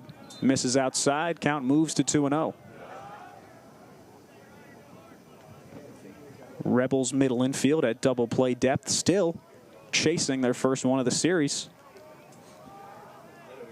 2-0 delivery from Rogers. Swung on, popped foul towards the Cincinnati bullpen. Chef giving chase. Loses the hat, gives a nice effort, but can't get there in time. 2-1 hitters count for Tommy O'Connor. Chef will jog back to his hat, which he lost right at that third base line beyond the bag. Can't go back to the hot corner without it. Yeah, you need certain pieces of equipment to play. Rogers takes a look at that wristband he's got, dangles the arm, and sets out of the stretch. With Natilli leading off of first, here's the 2-1 to Tommy O'Connor. Fastball finds the lower part of the plate right at the knees. 2-2. Yeah, speaking of gear, speaking of what's necessary, I'm all for, especially as you get up to this level, all the guards you can find, you know, elbows, shin guards. The one that gets me is the guys on base now with the hand protector, looking like an oven mitt. 2-2, driven deep out to left center. Gunnar Myro on his horse over to get it, and it's dropped. Tough one in the gap. Both guys going forward. It's going to be a hit, and it's going to be a double tight play at third. Natilli in there safe. The feet first slide gets him just in time. That was a well-struck ball carrying deep to left center. Both Rodriguez and Myro sprinting in. It drops between them. And there's 2 runners in scoring position with nobody out in the Bearcats half of the fifth. Part of the reason that one ruled a hit was just because of the degree of difficulty for both of the outfielders. Rodriguez as fleet of foot as anybody on either of these 2 rosters, but Gunnar Myro, who's played center field amicably, got to remember, this is his first time ever playing in center field. Not the tallest athlete, but some serious speed. Incredible amount of strides to get to that one. First pitch to the new batter, Cal Sefcik, misses outside from Rogers' delivery. Sefcik a single in the first, a double in the third. Rogers looking to give him his first hitless trip tonight. 1-0 delivery. Off speed, that one's driven out to left. Rodriguez going back to get it. Similar ball, and it just clears Rodriguez's head. That's going to be a base hit. The runners hesitating to see what happened. They will both advance 90. Natilli comes in to score. O'Connor moves to third, and just like that, it's a 1-run ball game. And that one, another tough play for Rodriguez, but he didn't do himself any favors there. Basically ran straight towards Myro in center, then took almost a 90-degree turn back towards the fence. If he takes more of a circuitous route there, going deep and then over instead of in and then back, might have given himself a better chance here. And well, there is action in the Rebel bullpen. Here comes Chase Gallegos out to the mound to have a word with Dylan Rogers. First baseman O'Sullivan joins in as well. This, to slow down the pace of Rogers as he's given up 3 straight hits to start the inning, all well-hit balls, but also to buy some time for that arm warming up in the pen. Yeah, you presume there's going to be a pitching change sooner or later if Rogers isn't able to get out of this jam. Now with runners on the corners, be interested to see where the Rebel infield will align, and we're going to see Stan Stolte now trot out to the mound. We'll see a pitching change. When we come back, we'll have who it is for you, relieving Dylan Rogers. Nobody out, runners on the corners.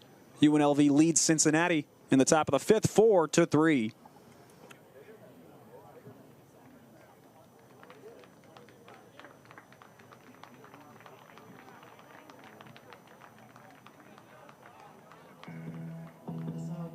Ladies and gentlemen, your attention, please.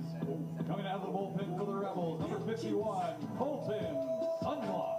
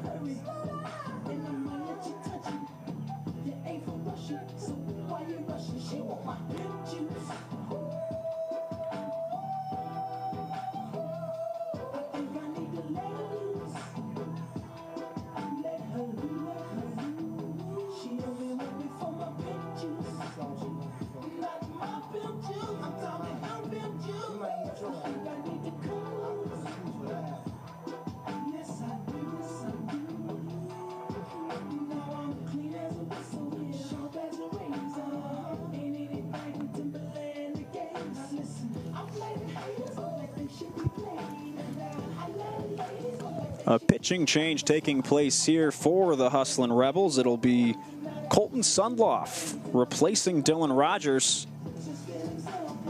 Sundloff, big right-hander, graduate student, standing at 6'5". At the plate, Christian Mitchell. He's appeared in 2 games thus far for the Hustlin' Rebels.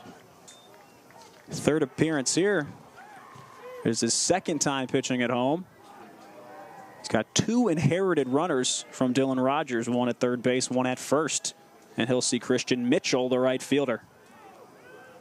First pitch from Sundloff, well outside for a ball. These two squared off in the opening game of the series on Friday night.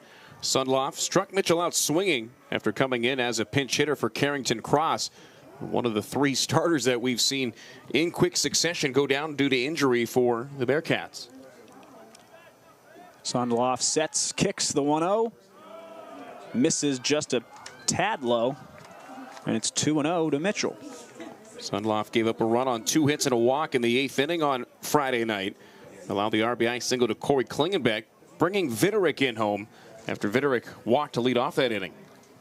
Sundloff looking to find the strike zone. Misses wide, 3-0. Not the first time this week we've seen a Hustlin' Rebels pitcher come out of the pen and throw 3 consecutive balls. Got to shake the cobwebs off and really get loose. Look to find the fastball here on a 3-0 count. No real lead from the runner at third. Small lead from the first base runner, the 3-0 pitch. And that misses outside. It's a 4-pitch walk for Christian Mitchell. Colton Sundloff, 4 balls to Christian Mitchell. Loads the bases for Quentin Coates, the third baseman. That's, like you said, not the first time that a Rebel pitcher has come out of the pen and walked the first batter he's faced. It's not the first time Sundloff has done it this weekend. Did so in the 8th inning on Friday night. Limited the damage there, but with UNLV on top by a run, he'll try to get somehow all 3 outs with nothing crossing. Tying run at third base. Corner infield in for the Rebels. First pitch from Sundloff. This fastball finds the zone. He's ahead 0-1. And for Coates, that's an automatic take. A 4-pitch walk to the batter ahead of you means you've got to take at least 1 strike. That will drive coaches bananas if you avoid it. Especially bases loaded. Nobody out, looking for some sort of productive ball in play. The 0-1 from Sundloff, missing wide. And that's just a matter of having an approach at the plate. And I think that's what coaches will tell you is the biggest thing that separates prep hitters from those at the college level and above is that approach. Going up there with a plan. Not something that happens a lot of the lower levels below college ball. 1-1 delivery from Sundloff. Low and away with that fastball. 2-1, seeing a lot of pitches outside missing early from the Rebels righty. And if you're missing in the same spot over and over again, it's likely something mechanically.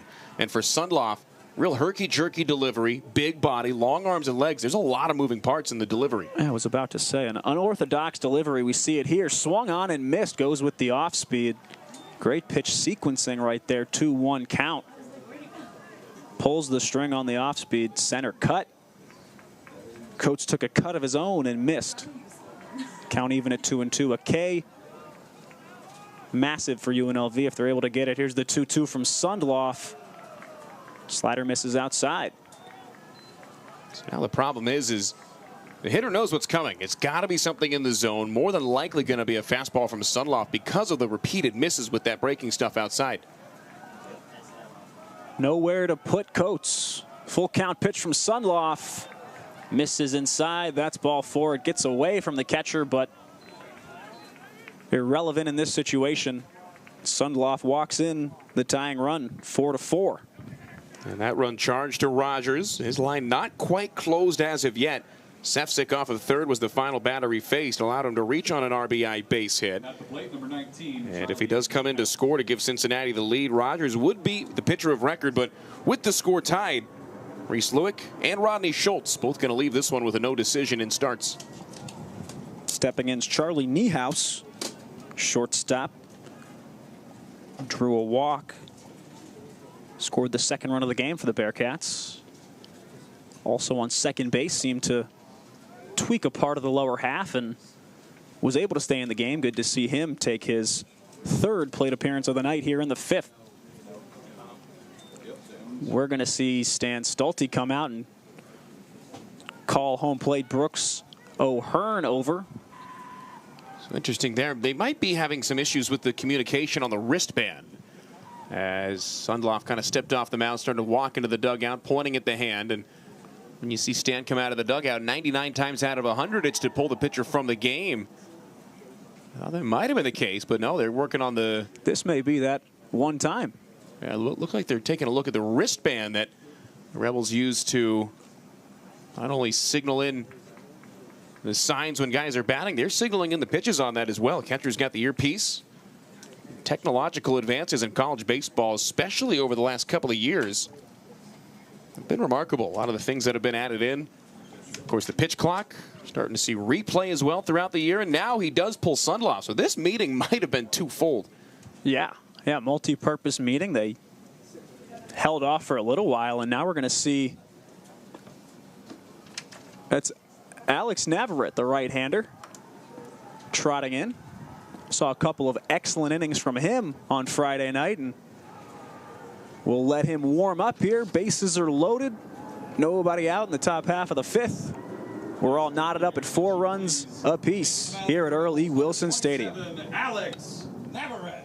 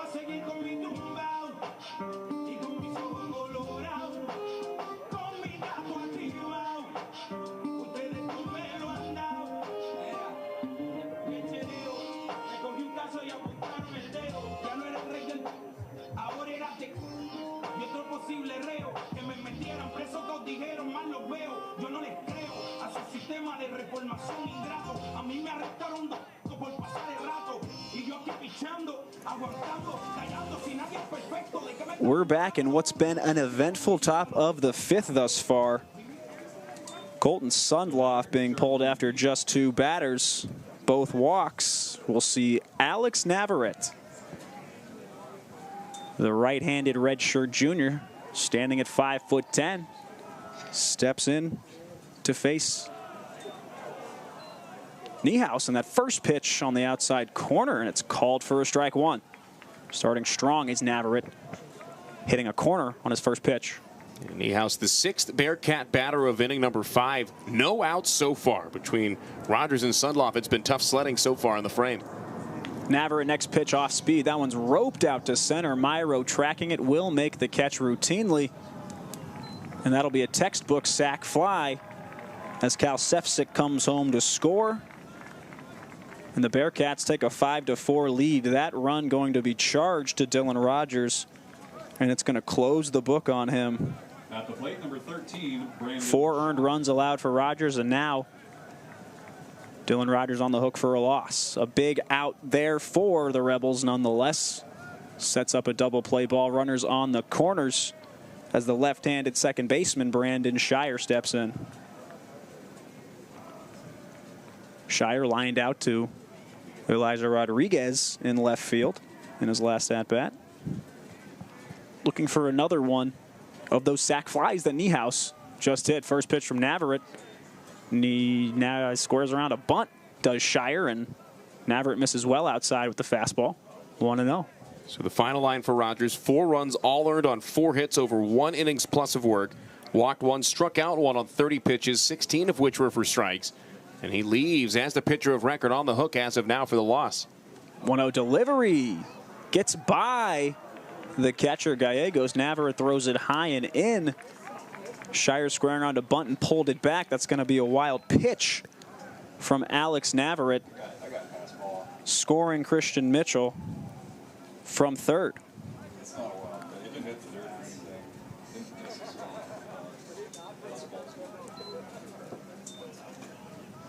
Bearcats extend the lead now.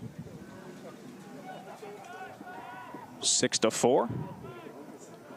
Coates makes it to second, and Sunloft's first runner that he put on will score. Swing and a miss from Brandon Shire. Count moves to 2-1. Navarrete, I'm going to guess, way more than likely going to be asked to go multiple frames through 2 innings complete against Oregon State. On Friday night against these same Bearcats through 4 1/3 innings out of the pen.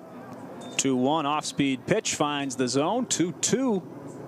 Count evens up to Shire, and what we saw from Navarrete in that appearance earlier against Cincinnati, he was able to stretch it out. Only 2 real mistake pitches, gave up 2 solo homers, but the 5 strikeouts and no walks is something encouraging to see as we move into the season.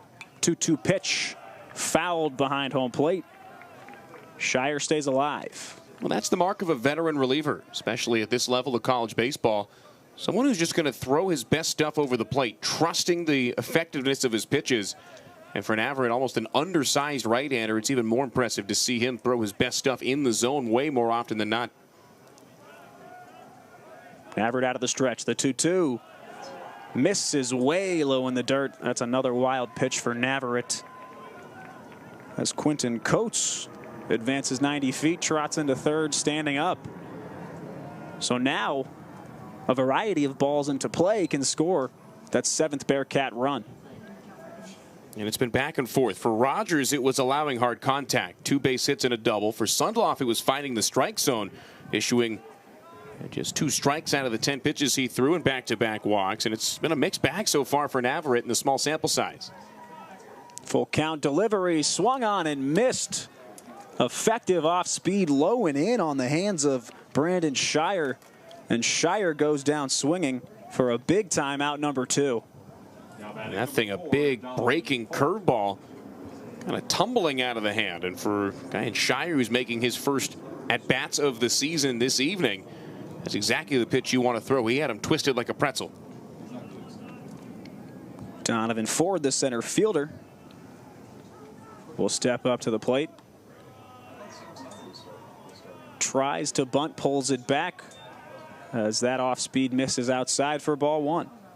In this situation now with 2 down, let him bunt it. Cooper Sheff playing in front of the base at third on the infield grass. Let him have a shot.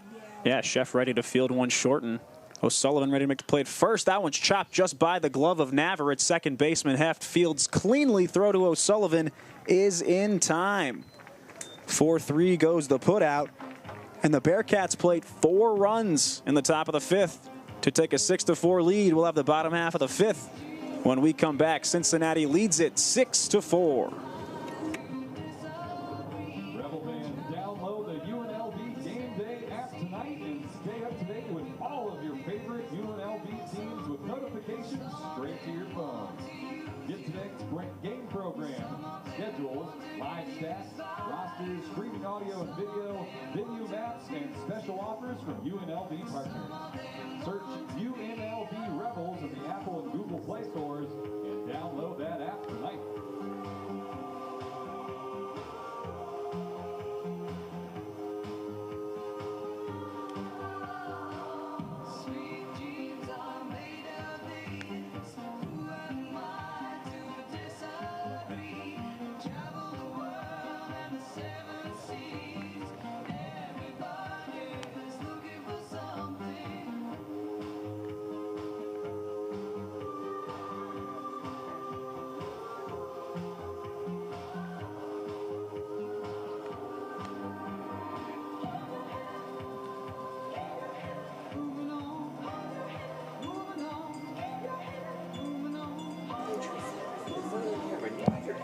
UNLV Hustlin' Rebel Baseball is brought to you by Sierra Air Conditioning and Plumbing. They make quality service their top priority and were voted best air conditioning company in Las Vegas. Their highly trained technicians will make sure the job is done right the first time. Sierra is here to help you 24 hours a day, 7 days a week. Call Sierra Air Conditioning and Plumbing today for service that soars above the rest. It's the bottom of the fifth, and the Rebels just gave up a 4 spot in the top half. They'll have the beginning of their order for the third time around.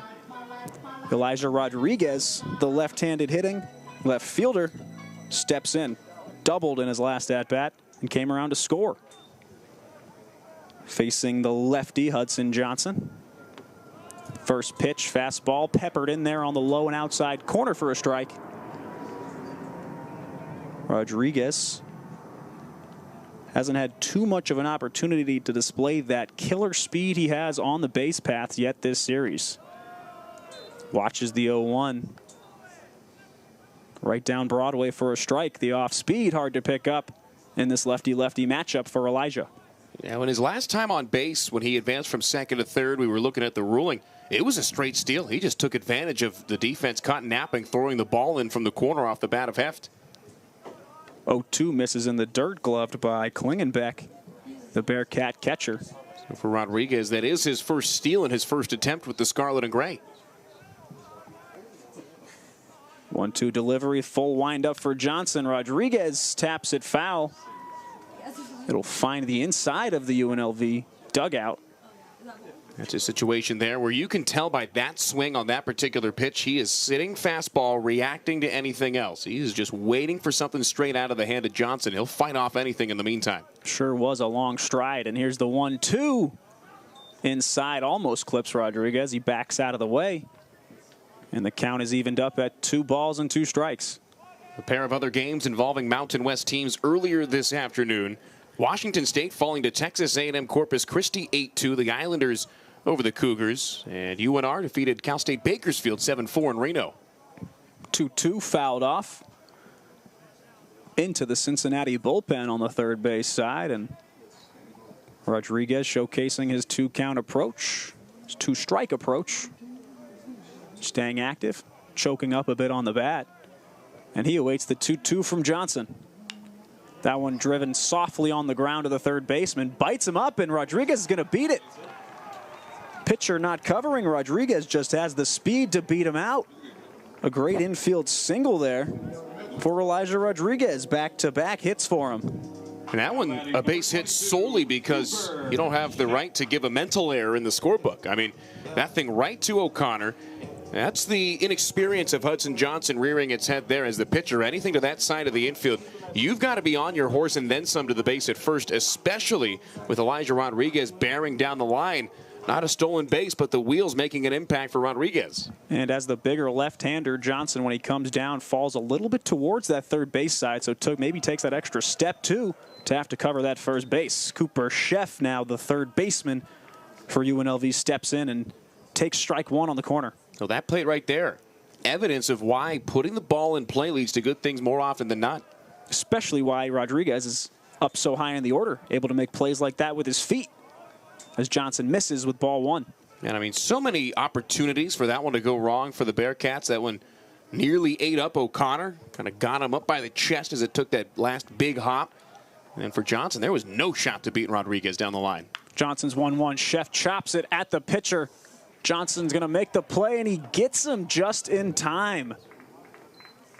1-6 on the putout. High IQ play there, makes up for his mental blemish as Johnson's able to get the lead runner at second base and the speedy runner in Elijah Rodriguez. That's a bang-bang play at the bag. Johnson had to hesitate for just a second as he got the feet tangled together, fielding that one coming off the mound. And that's one where falling off as heavily as he does to the third base side actually might have benefited him. It sure did, and he was able to make the turn much quicker to second base. J.P. Heft steps in from the right side and takes an off-speed pitch for strike 1. Heft, 2 singles today. Giving him 5 hits in the series so far.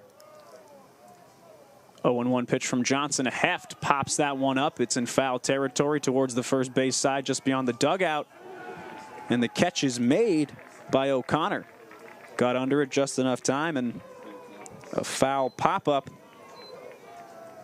from Heft is out number 2. And even though that at-bat lasted just 2 pitches, you could tell the approach there from Johnson on the mound. He was busting Heft in on the hands, threw him a couple of soft breaking balls in on the chest. And if there was a 3rd, 4th, 5th pitch of that at-bat, I'm going to guess it's going to be in that same spot.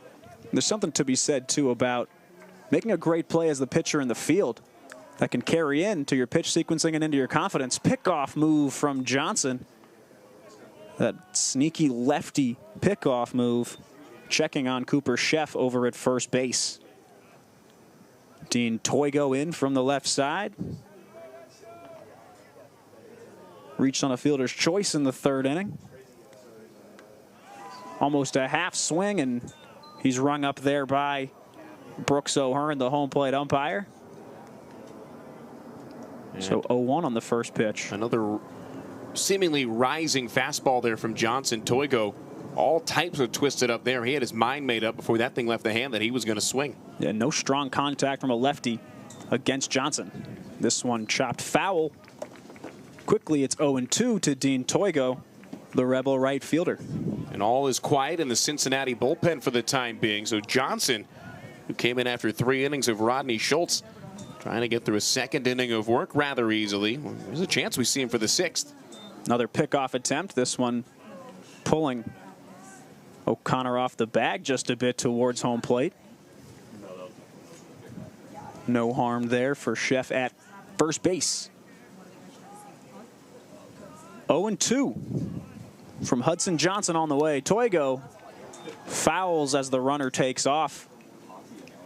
Interesting to see the hit and run on an 0-2 count with 2 away.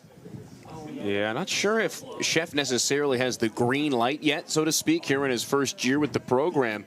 But that's a situation in a 1-run or 2-run game rather, where offense has been at a premium since the 3rd for UNLV, and maybe not send him here. This one driven into shallow center field. Ford runs in and makes the grab easily to retire the side. No runs, 1 hit, no errors, and a runner left on. We're through 5 full in Las Vegas.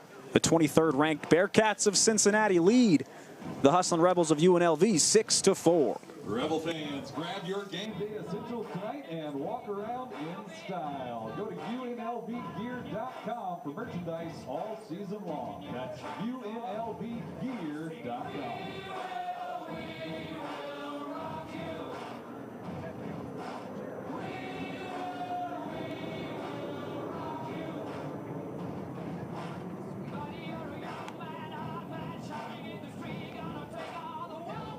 Ladies and gentlemen, your attention please. Now pitching for the Rebels, number 33, Michael Taylor. We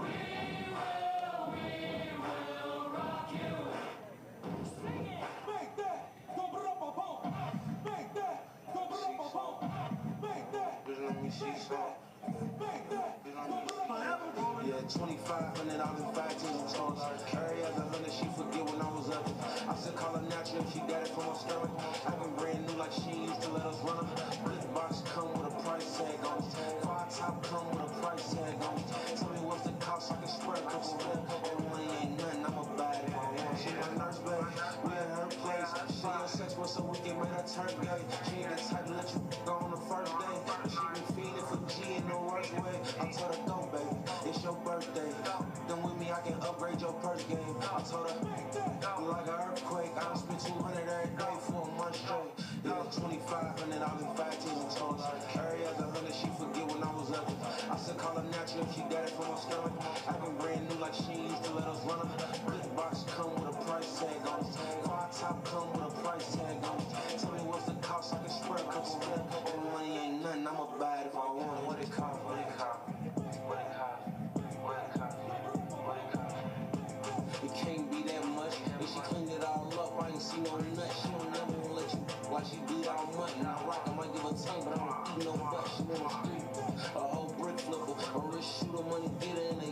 flipper. I give it to her, she throw it back like a flu flicker. Number 15, Corey Klingenbeck. Welcome back. We're here in the top of the 6th inning. Cincinnati leading UNLV 6-4. And for your play-by-play the rest of the way, here's Matt Neverett. Well, thank you, Drew. It's the Rebels trailing by a pair. It's the Bearcats due up to lead off the 6th inning. 2, 3, and 4 hitters set to lead things off against a new arm into the game. It's Michael Taylor, who becomes the 5th Rebel arm to throw tonight. He'll go up against Corey Klingenbeck in from the left side as the switch hitting catcher takes a fastball down the middle, called for strike 1 at 92 on the radar gun. Taylor making his second outing of the season, 6'4", 225-pounder, originally from Santa Clarita, California. First outing of the weekend for him as he misses just outside. Count goes even at a ball and a strike. Klingenbeck with a base hit, a ground out, and a strikeout so far. Scored after singling in the first. Infield deep with the exception of Cooper Sheff playing shallow at third. 1-1 from Taylor. Over the outside, called for strike 2. Klingenbeck visibly upset about that call on the outside, just nipping the corner, and I wouldn't be happy down 1-2 either. After Klingenbeck is Natili, then Tommy O'Connor. 2-strike pitch on the way as Taylor fades it outside. Tried to change up there, but missed it. Ton of arm side run, over a foot of arm side run, moving away from the left-hand batting Klingenbeck. Taylor in behind Alex Navarrete, who recorded all 3 outs in the 5th inning. Third pitcher used by Stan Stolte in the frame. That 2-2 fastball rides up and away. Count goes full at 3-2. Navarrete with no runs, no hits, no walks over an inning of work. He did strike out 1. Got a sac fly, a strikeout, and a ground out in order. Tired all 3 batters that he faced after Sundloff and Rogers struggled earlier on. Payoff pitch, swung on and missed. That one down in the dirt. Gallegos has to check the throw to first. It is in time. Strikeout, 2-3 on the putout. And Klingenbeck down swinging for the second time in as many at-bats. That swing there shows Klingenbeck wasn't sure off speed or fastball coming, and a really good sequence in the first at-bat for new-coming pitcher. 6'4", Michael Taylor. Big guy standing in from the right side. Here's Natili, the number 3 batter for the Bearcats. 1 out of 2 with a base hit and a walk so far. Taylor deals from the full windup. And Natili swings and fouls one straight back for strike 1. Taylor threw back on the 15th, 9 days ago against Oregon State. He might have had the best outing for a Rebel pitcher in that 16-0 loss. Gave up just 1 run on 2 hits while walking 2 and striking out 2 over an inning. Natili with an excuse-me swing, a dribble around in front of the plate. Scooped up by Gallegos. He fires a strike to O'Sullivan at first base in plenty of time. Another 2-3 put out at the base. Sets Taylor 2 up, 2 down here in the top of the 6th inning. Trying to go perfect. Looking to retire Tommy O'Connor next. You look back at that appearance from Michael Taylor against Oregon State. You see 1 inning and think maybe he couldn't stretch it out, but 39 pitches in that 1 inning. A long inning, so for him to be efficient so far to get 2 quick outs, really looking for a quick 3rd out. As in this instance, you want to keep the game close and keep Taylor in the game as long as possible. That fastball's down. Starts out O'Connor 1 ball and no strikes. O'Connor with a double, a ground out. He's also reached on a fielder's choice so far.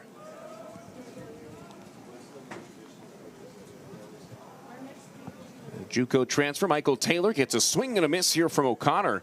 And the count goes even. Taylor spent last year at Los Angeles Mission College. Recorded a 3-8 record over 13 appearances. 53 strikeouts in 44 innings of work. 1-1 pitch. Slider just off the outside. Taylor trying to bring it in through the back door, but Brooks O'Hearn said, nope, that one's outside, and the count goes 2-1. Looked like that exact same pitch that was called for strike 2 on Klingenbeck to lead off this inning. Infield's deep, a step to the right all the way around. Here's the 2-1 on the way. Big swing, bigger miss, and the 92-mile-an-hour heater fooled O'Connor above the letters. Healthy cut there from O'Connor. Count even now to O'Connor, the big power threat. The 2-2 pitch, here it is. That's a bit down and outside on the cutter. And the count goes full with 2 down and the base is empty. Cincinnati with 6 runs on 7 hits and an error. UNLV 4 runs, 7 hits, 2 errors to this point. Would you go back with the fastball here? The pitch before that one, a tough 92-mile-an-hour, hard to hit. Let's see what he chooses. The 3-2 pitch, line to short, diving is Myro, and he snares it for the out. No, it sneaks under the glove. With how Myro reacted, looked like he got it, but instead it goes to his brother Gunnar in center for a base hit for O'Connor.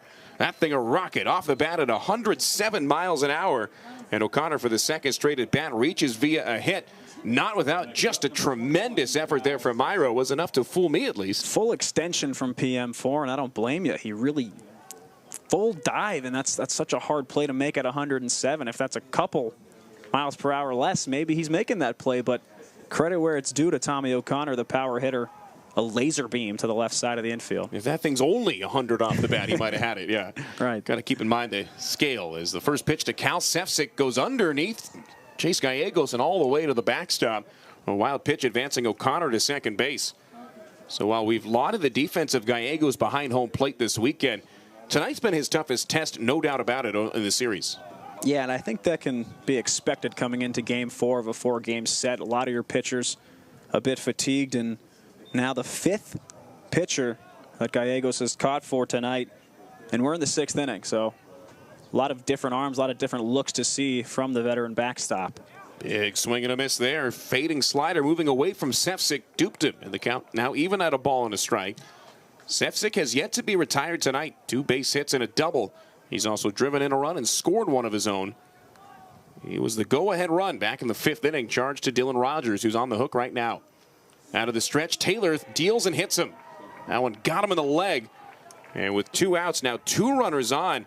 That'll bring up Christian Mitchell after the hit by pitch. So after Reese Leck turned in what might have been his best outing as a collegiate pitcher, 1 run on 3 hits over 3 innings, it's taken Rogers, Sundloff, Navarrete, and now Taylor a lot of labor to get through the next 2 2/3. And all things considered, that's not the worst hit by pitch in the world, with first base open with a guy in Cal Sefcik, who leads the Cincinnati lineup in both home runs and RBI. You're not super mad about putting him on first with 2 gone. Now the force alive at first, second, and third base. Brings up Christian Mitchell from the right. He takes all the way and watches that first pitch slider that tumbles across the outside for strike 1. Mitchell waggling that bat over the right shoulder. Keeps it just about parallel to the ground. Mitchell not a big guy. He's hitless today, 0 for 2 with a walk and a strikeout. Taylor looks to second, turns to the plate and deals. A front door slider this time. Also a called strike. Different pitch, same result, and it's 0-2.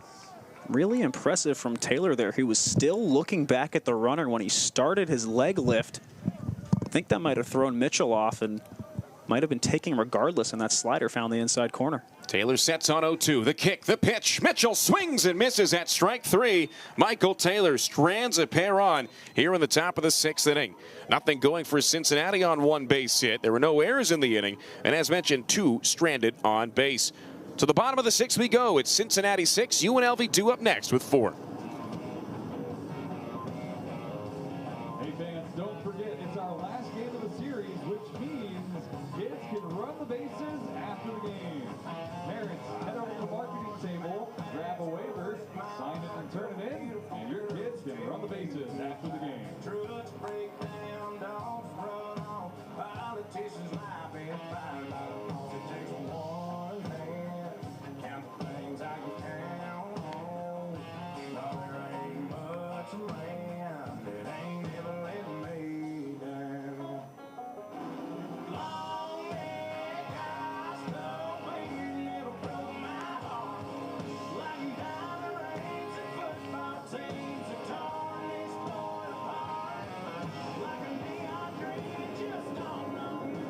The bars and this guitar. Long neck, high snow, waiting, it'll blow my heart. She was a Carolina blue jean baby, fire in her eyes that drove me crazy. It was red tail lights when she left town. If I didn't know then I'd show you around. Long neck, high snow, waiting, it'll blow. Leading off the bottom of the 6th for the Hustlin' Rebels, number 9. Tonight's game brought to you by our friends at America First, Nevada's premier credit union. Whatever financial goals you've got for yourself, your family, or your business, America First can help you get your money working. So head to americafirst.com and join the home team today. Along with Drew Neverett, I'm Matt Neverett, welcoming you back for the bottom of the 6th inning. Game 4 out of 4 between UNLV and number 23 Cincinnati. Bearcats on top of the Rebels 6-4 as Brendan O'Sullivan, the number 5 batter in the lineup for Stan Stolte, stands in. Hudson Johnson, the true freshman out of Minnesota, begins his third inning of work with a pitch in the dirt, called for ball 1. O'Sullivan followed by Koniarski, then Gunnar Myro, the first 3 batters of inning number 6. As the Rebels plated 3 runs in the first, another in the third, nothing since. O'Sullivan, who was responsible for the 3 runs in the first on 1 swing with a long ball, takes a strike up in the zone and the count goes even. Followed up the long ball with a ground out to first to end inning number 3. Johnson out of the full wind deals. Lefty's 1-1 pitch fades outside. 2 balls and a strike now to Sully. Is there a better walk-up on this Hustlin' Rebel team than Brendan O'Sullivan walks out to The Boss by James Brown? I do like that one. There have been some good ones here at Early Wilson Stadium over the last couple of years. There's that pitch high and outside. One of the great little quirks about college baseball. Every guy's got a walk-up or 2 that they like.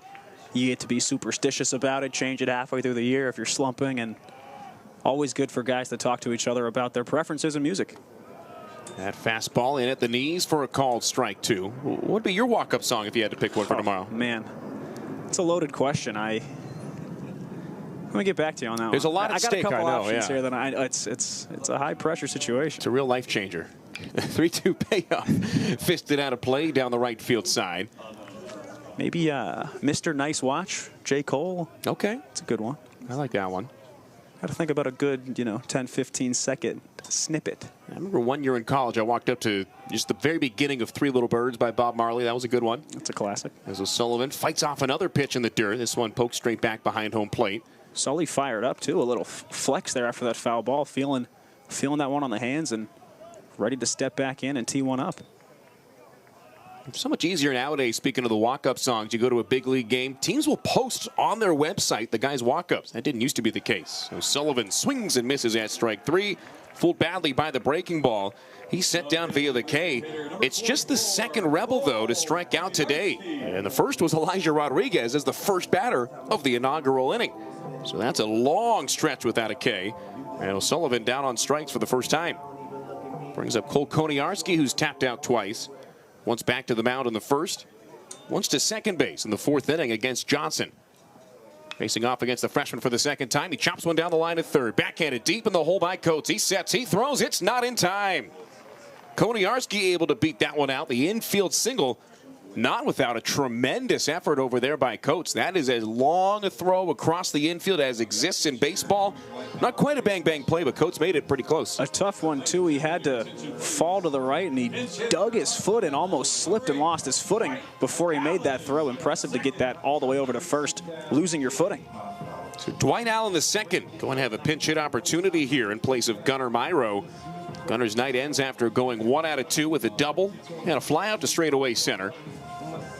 Allen, the Georgia transfer, as speedy a player as exists on this roster for Stan Stolte.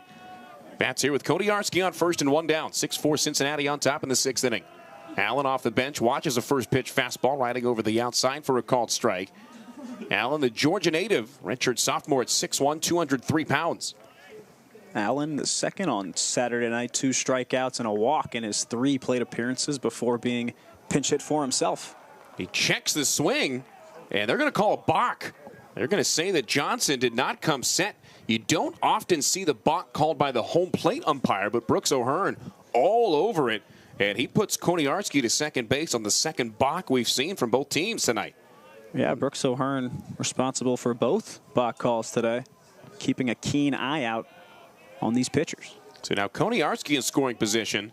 Allen in a pinch hit at bat represents the tying run. Johnson misses low. Allen's got the count even at 1-1. Along with Colton Sundloff, Dwight Allen the second, one of 2 players from some big-time programs coming to UNLV this year. Both of them had played in the NCAA tournament. Allen takes a knee-high fastball for strike 2. Yeah, 42 appearances for Allen the second in 2022 on a Georgia Bulldog team that made it to a regional. Played in 2023 as well, but after a coaching change, tried to stick it out, decided to transfer, and actually missed all of last season. This one in there, called for strike 3 as Allen goes down on strikes at a pinch hit at bat. I know it's not our job to officiate, but that sure looked like Johnson didn't come set there on that pitch either. Nonetheless, it goes as strike 3 for out number 2, and it brings up Gallegos as the tying run here in the 6th. Gallegos reached on a really well-hit ball out to deep right center. Mitchell trying to track it down, and it hit off the heel of his glove. So a 2-base error for Gallegos allowed him to get to second, but one of the better struck balls we've seen from him this week. He's put a charge into one twice tonight, including his fly out to straightaway center in the 2nd. First pitch in a left-on-right battle is a breaking ball over the outside and in there for a strike. Johnson pitching Gallegos backwards, and he gets ahead. Gallegos so far this year batting just 143, one of 5 catchers on the roster. He's by far the most experienced. He takes up, he ticks outside, and that fastball at 90 misses for ball 1. We've seen Connor Tallickson this weekend, Chase Gallegos, getting just about every starting opportunity, but in the 4-game series, got to give him a day off. That was yesterday. Swings and misses here. A fastball blown by him at 88. Pushes the count to a ball and 2 strikes. Also saw, in your absence on Saturday, Vincent Gambardella came in, caught for a half an inning, threw a guy out at second base. Got to do what you can in the small sample size coming off the bench. Here's the 1-2 from Johnson. In the dirt, blocked by Klingenbeck. Thinking about a move to third was Koniarski, but after getting about halfway there, Klingenbeck scrambling to pick it up, stops him. So Koniarski back to second. He singled and reached second on a balk in between an O'Sullivan and Allen strikeout. High awareness from Koniarski there. You can see the exact second he decides to retreat to second base. The ball off the chest protector of catcher Klingenbeck, but then it hit Gallegos and wasn't able to really tail away. So Koniarski sees it hit his teammate, hustles back to second. Gallegos fights a fastball off and knocks it straight back to the screen. Johnson got him to climb the ladder, but Gallegos able to stay alive, and the count stays even at 2 balls, 2 strikes with 2 outs and a runner on second.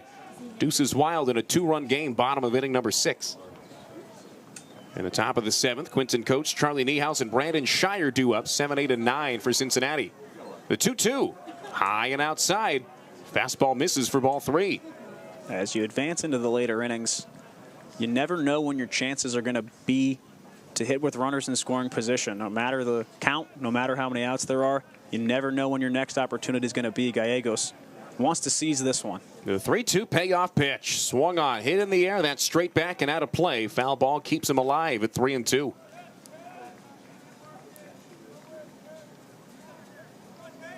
And with what we've seen this weekend, with the teams going back and forth, the Rebels winning in a walk-off on Saturday, Cincinnati scoring 3 in the 9th to take a lead last night. This game's far from over.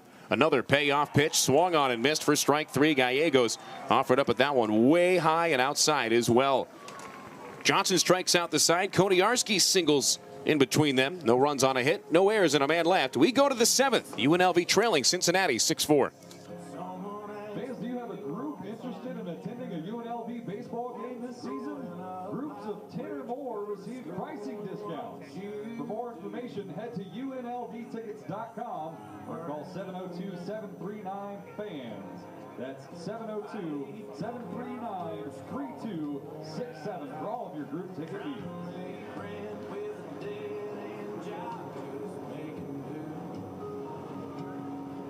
Tips in a jar, my guitar, and old Marshall. I'll have a Friday night crowd in the palm of my hand.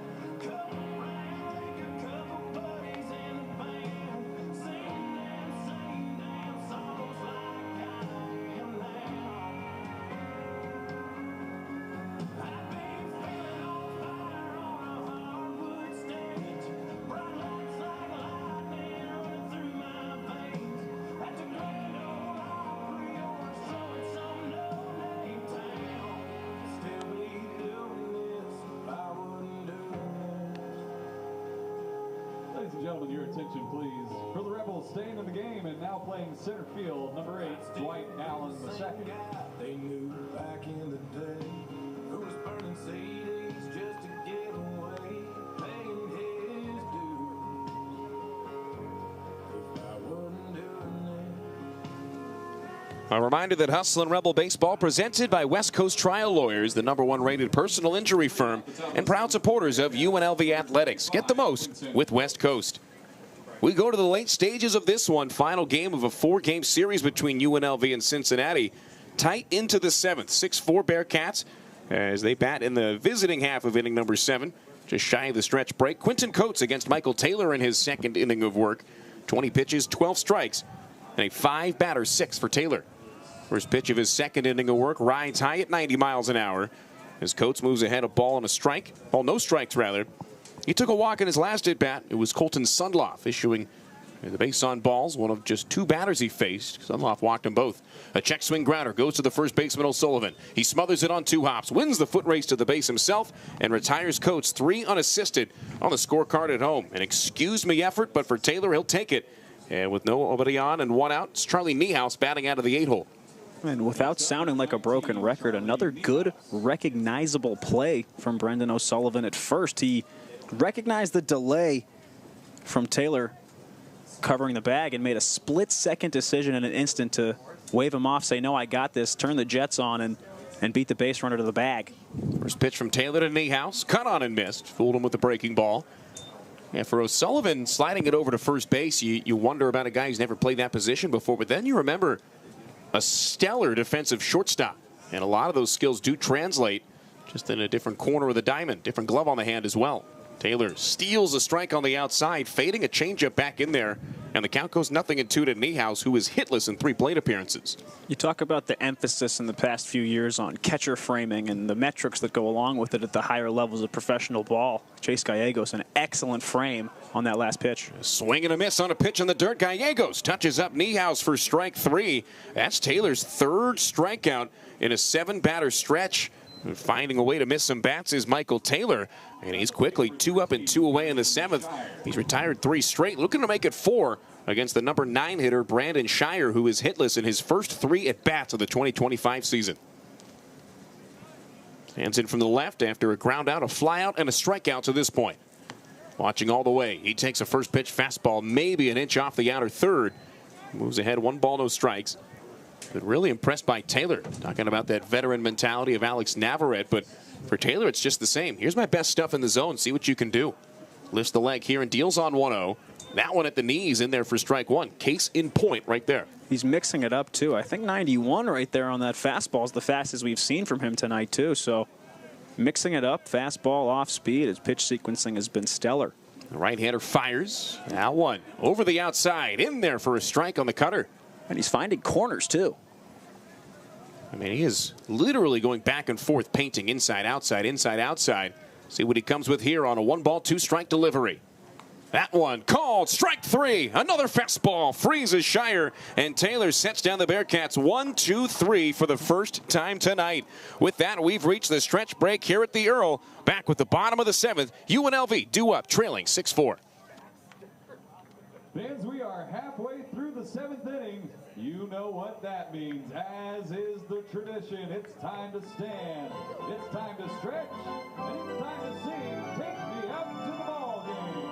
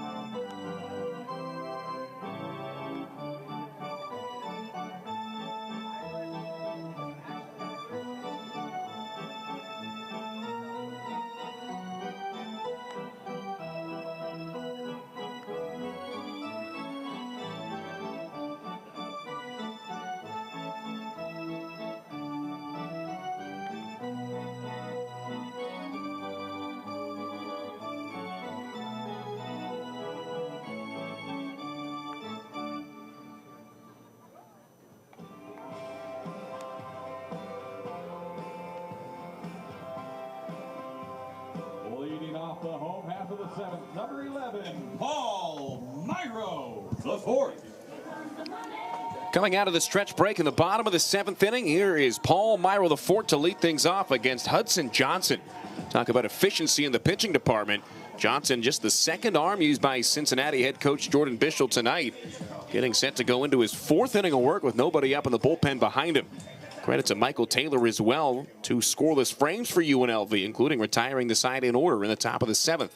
First pitch to Myro from Johnson, misses inside. Second time that these two have squared off. Myro popped out softly to the second baseman Shire to wrap up a 4-batter 4th inning. Freshman left-hander rocks and deals. Myro swings and laces one to straightaway center field. Hanging up in the air for Donovan Ford as the center fielder runs underneath it. Reaches up and makes the catch on a line drive for out number 1. It was a 3-strikeout 6th inning for Hudson Johnson. Outside of those 3 Ks, the Rebels have exactly 1 strikeout the rest of the game.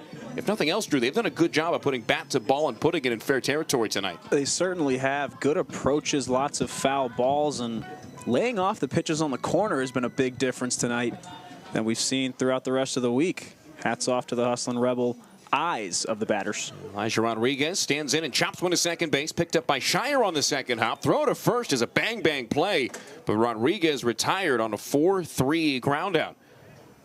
You expect to see Cooper Sheff watch at least a pitch or 2 here because that's 2 outs in the first 3 pitches of the inning. A lot of times you'll get the take sign, maybe even 2 if you're a batter in this situation, especially as a redshirt freshman in the case of Cooper Sheff here, who stands in from the right. You talk about both teams, too, having better plate discipline as we've advanced into this series. 14 combined strikeouts tonight as we're into the 7th, and Saturday night, 32 combined strikeouts with both lineups. Forget what I was saying. Sheff takes an aggressive hack there and fouls the first pitch straight back to the screen. That's been one of Sheff's MOs. He's, patient when he wants to be, but 2 outs and nobody on, wants to get some offense going. He liked that one and he hacked at it. Infield deep, shading him to pull down the third base side. Johnson's 0-1. Down the middle. Sheff started to go around, held up on a check swing, but that's a strike called nonetheless by Brooks O'Hearn behind home plate. Quickly, 0-2 against Sheff, who is 1 out of 3 this evening. Standing in here with the Rebels trailing 6-4 in the bottom of the 7th. The 0-2 pitch. That's in the dirt. Takes a big skip off the foot of Klingenbeck. And he'll hobble this one off as Brooks O'Hearn will go out and hand deliver this ball to Hudson Johnson. Almost an act of professional courtesy here. There's always that interesting relationship between catcher and umpire when it comes to one of them wearing a foul ball or a pitch in the dirt. Typically, they'll do whatever they can to buy some time for the other to recollect himself. And case in point right there, Brooks O'Hearn giving that ball to the pitcher by hand, brushing off home plate. It's an unspoken agreement for sure. Absolutely. It's a symbiotic relationship between the two back there. Another 1-2 on the way. That's swung on, hit in the air pretty well towards right field. Mitchell's back of the track. Right fielder at the wall. He leaps up, and this one's out of here. Cooper Sheff has made it a 1-run game on his first home run as a hustling Rebel. Sheff goes the opposite way. A wall scraper, but it cleared the fence nonetheless. First Rebel offense since the 3rd inning makes it a 6-5 contest. The extremely due Cooper Sheff drove that one out to the right side. And as we've seen a lot over the past handful of years here at Early, a ball on a line that continues to be rising as it leaves the ballpark, just scrapes off that yellow top of the wall and finds its way over. And just like that, the deficit's cut in half. And now Jordan Bischel, Cincinnati head coach, will go out to the mound. Looks like he's going to pull Hudson Johnson from the game as a body emerges from the bullpen. And a right-hander is going to come on and get loose. We'll give you the name, the numbers on him, and the stats on Johnson when we return. 6-5 ball game with Cincinnati on top. J.P. Heff to welcome the new arm to the game when we return right after this.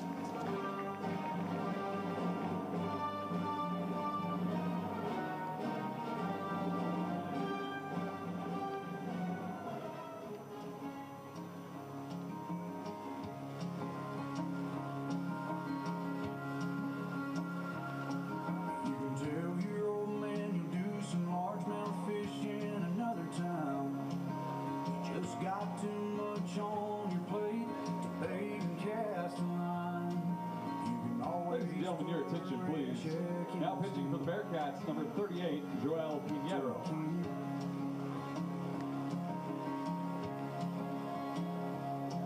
You can keep putting on forever with that girl,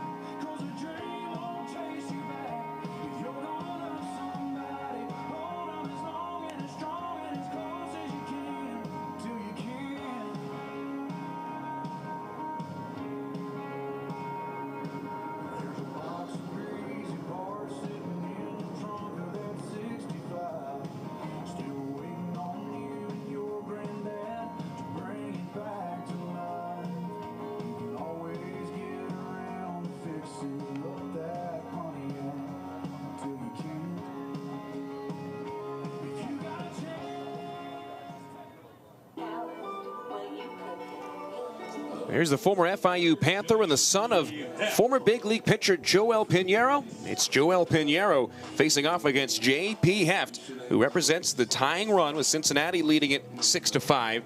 Pinheiro making his second outing of the weekend, the redshirt junior out of Miami.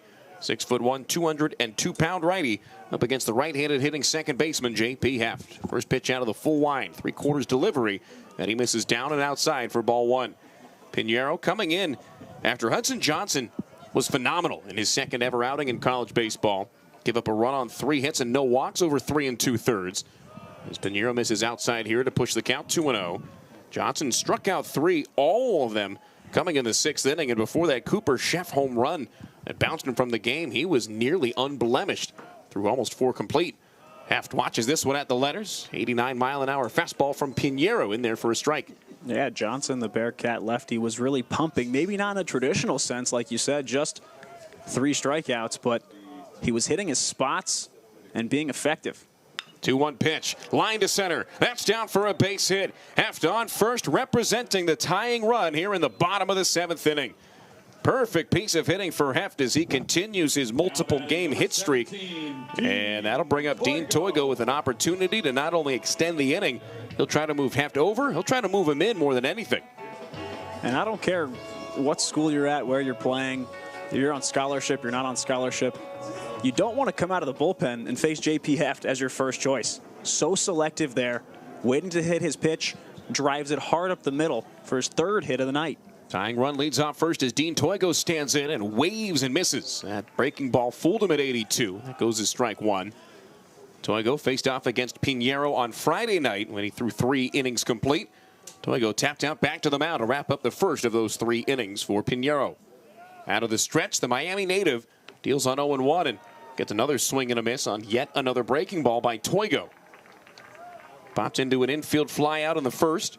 Reached on a fielder's choice in the 3rd and stole second base. Lined out hard to straightaway center field, ending the 5th inning. Here's the 0-2 as Pinheiro sets and the righty deals. Runner breaks for second. That pitch in the dirt, and Klingenbeck couldn't make the transfer cleanly. So J.P. Heft in at second base with his 2nd stolen base of the season. Big time 90-foot advancement.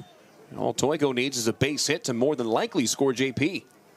A good jump from Heft, but the second ball that Klingenbeck has mishandled back there, allowing a hustling Rebel to hustle to second.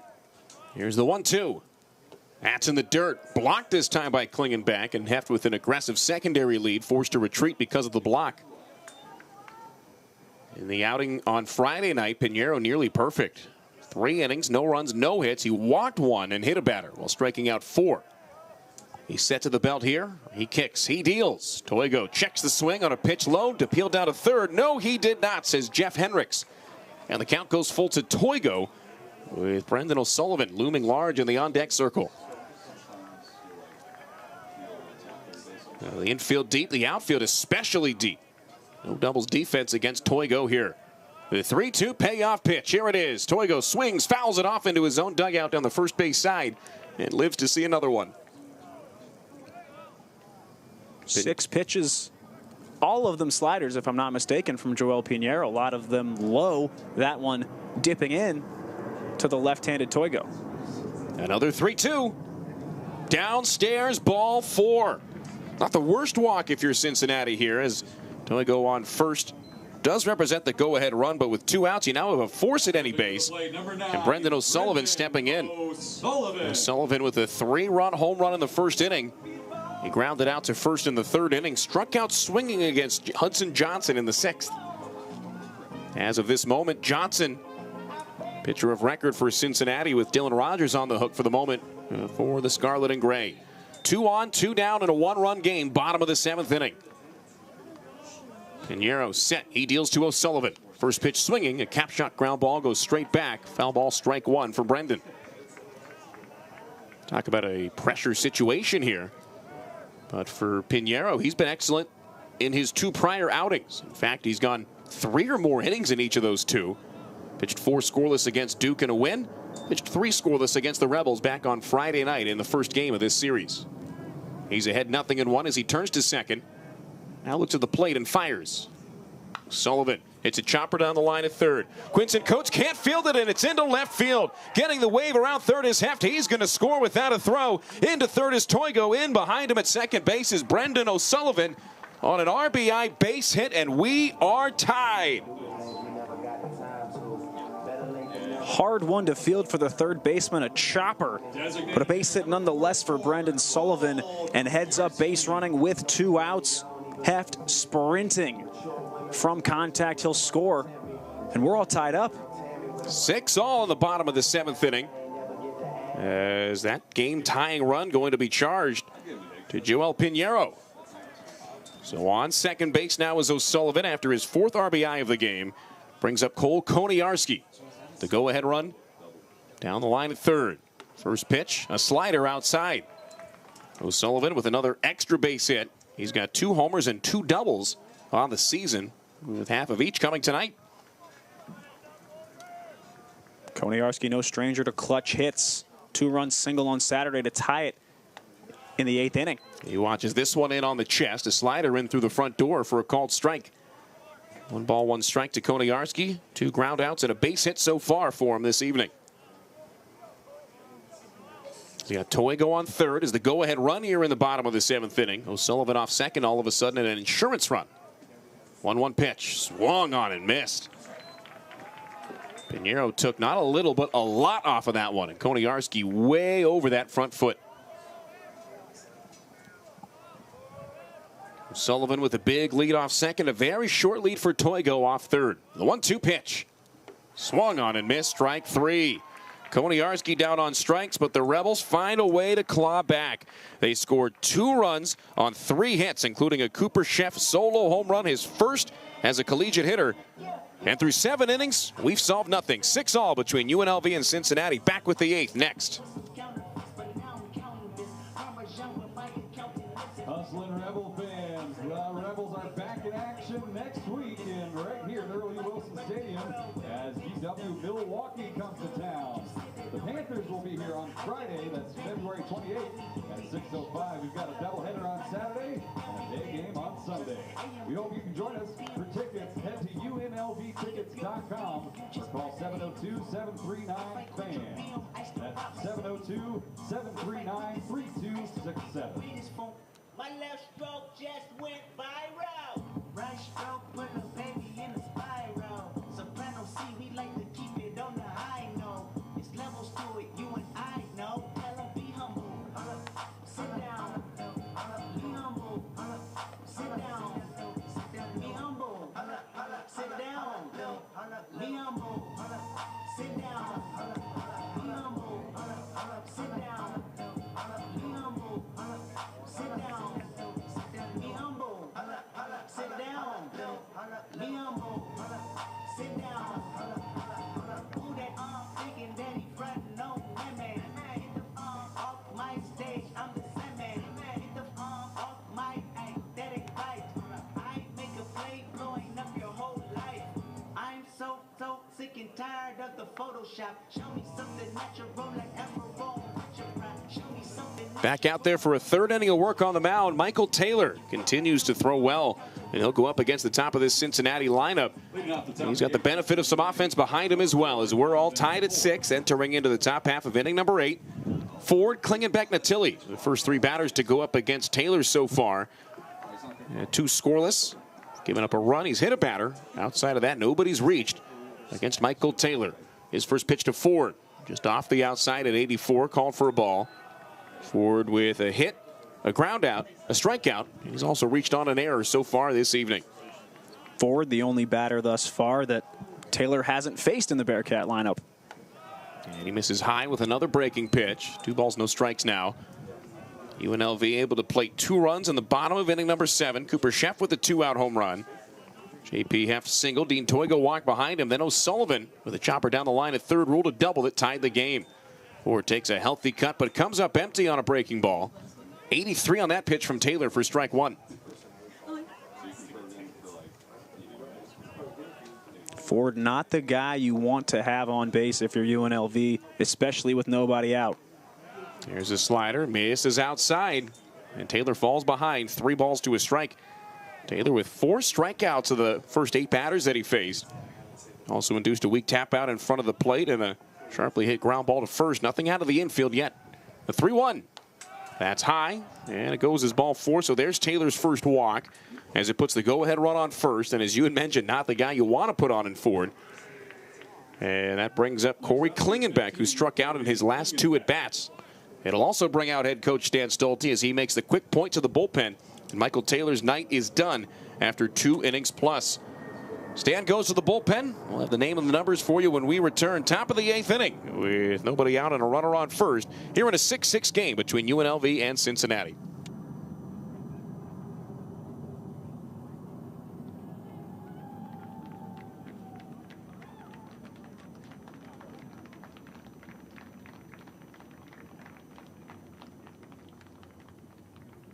Ladies and gentlemen, your attention, please. Entering the game out of the bullpen, number 49, Alex Overbay.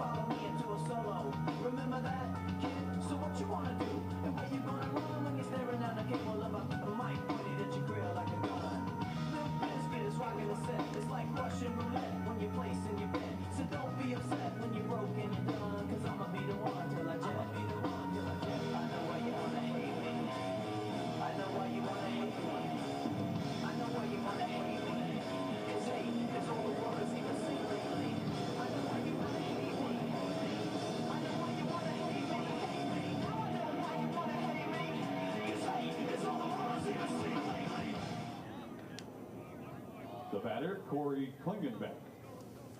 Out of the Rebel bullpen comes Alex Overbay, the 6'4", 200-pound righty out of Tumwater, Washington.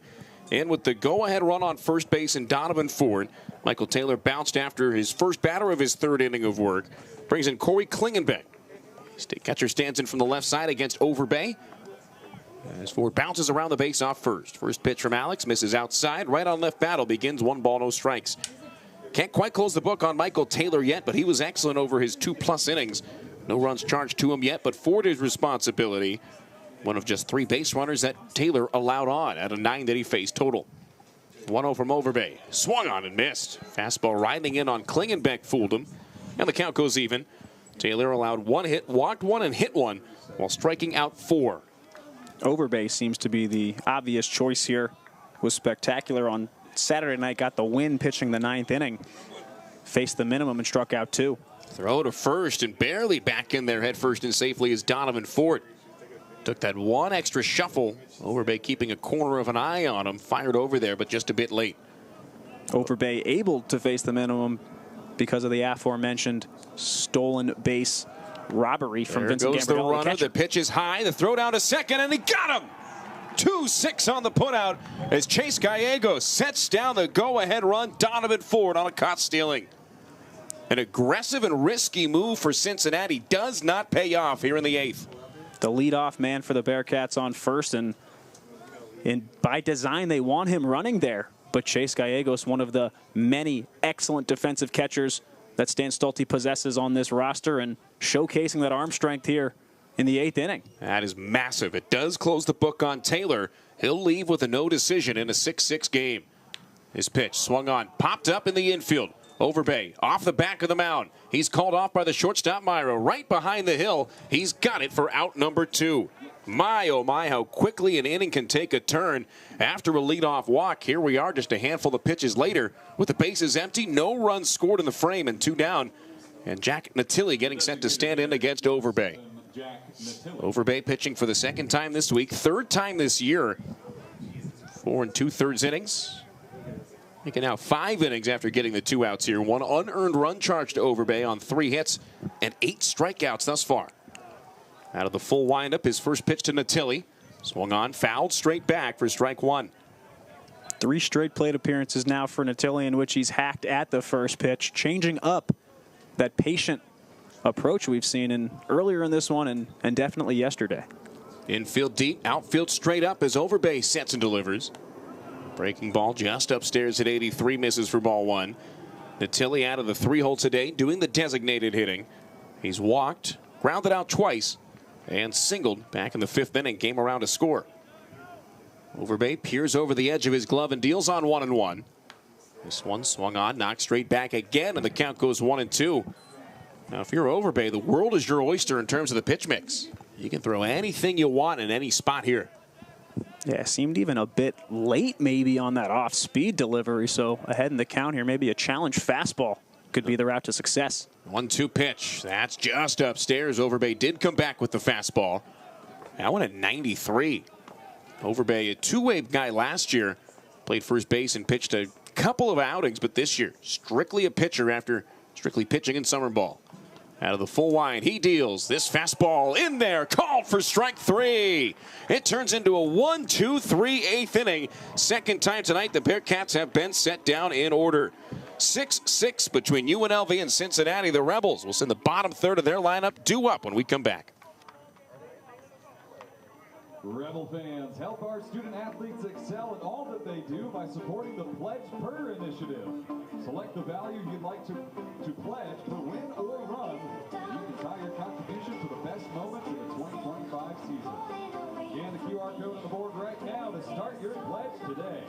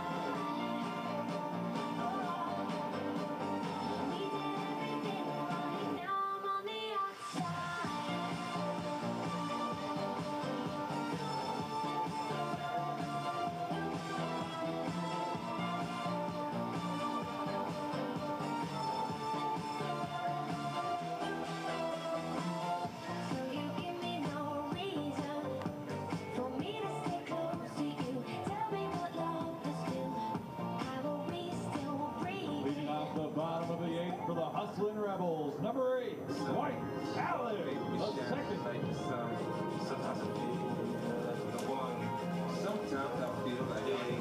One way or another, we're going to have an exciting ending here at Early Wilson Stadium tonight. Along with Drew Neverett, I'm Matt Neverett here in the bottom of the 8th inning. Rebels due up in a 6-6 tie. Looking to win tonight against number 23 Cincinnati and split a 4-game series with a nationally ranked opponent. Dwight Allen II stands in for the 2nd time and swings and misses at a first pitch breaking ball from Joel Pinheiro. Pinheiro, who got the final out, I should say, of the 7th inning, in for a 2nd frame of work. He is as stretched out as it gets. 7 innings over 2 prior outings for the right-hander. This one at 77 on an off-speed pitch all the way to the backstop. And Allen's even at 1. Allen struck out, and his only other at-bat came in as a pinch hitter against Hudson Johnson, I should say, in the 6th. And struck out looking. He takes a called strike here over the outside, and the count goes 1 ball, 2 strikes. Rodney Schultz, followed by Hudson Johnson. Now Joel Pinheiro for the Cincinnati Bearcats. First baseman O'Connor way off the line with Allen in from the right. His breaking pitch hit in the air, deep to right center field. On his horse is Mitchell. Right fielder's at the track. He's at the wall. That thing bounces off the base of the wall for extra bases as Allen into second base, excited as can be on his first extra base hit of the season. And just like that, not only is the go-ahead run in at second base with nobody out, it's the fastest player on the roster in Dwight Allen II.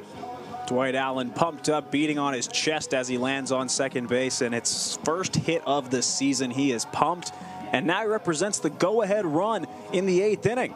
And with Chase Gallegos stepping up, he's going to look to move him over to third without a doubt. There is action in the Cincinnati bullpen, and this one looks to be the pitching coach, Taylor Sheriff. There hasn't been a move to the pen yet. There's a body in there just now getting started to throw. So the meeting serving two purposes here. A, to give him some time to continue to warm up. Yeah, see every Cincinnati Bearcat kind of looking at the field, at the mound visit in anticipation, but no real vigorous warm-ups. There's somebody throwing down there, but certainly not on top of the mound, throwing with any kind of vigor. And with that, they're going to keep Pinheiro in the game.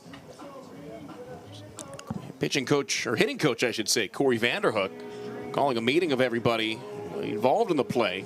Kind of a Freudian slip there. Corey sliding from pitching coach to hitting coach. He might be more naturally suited as a collegiate catcher.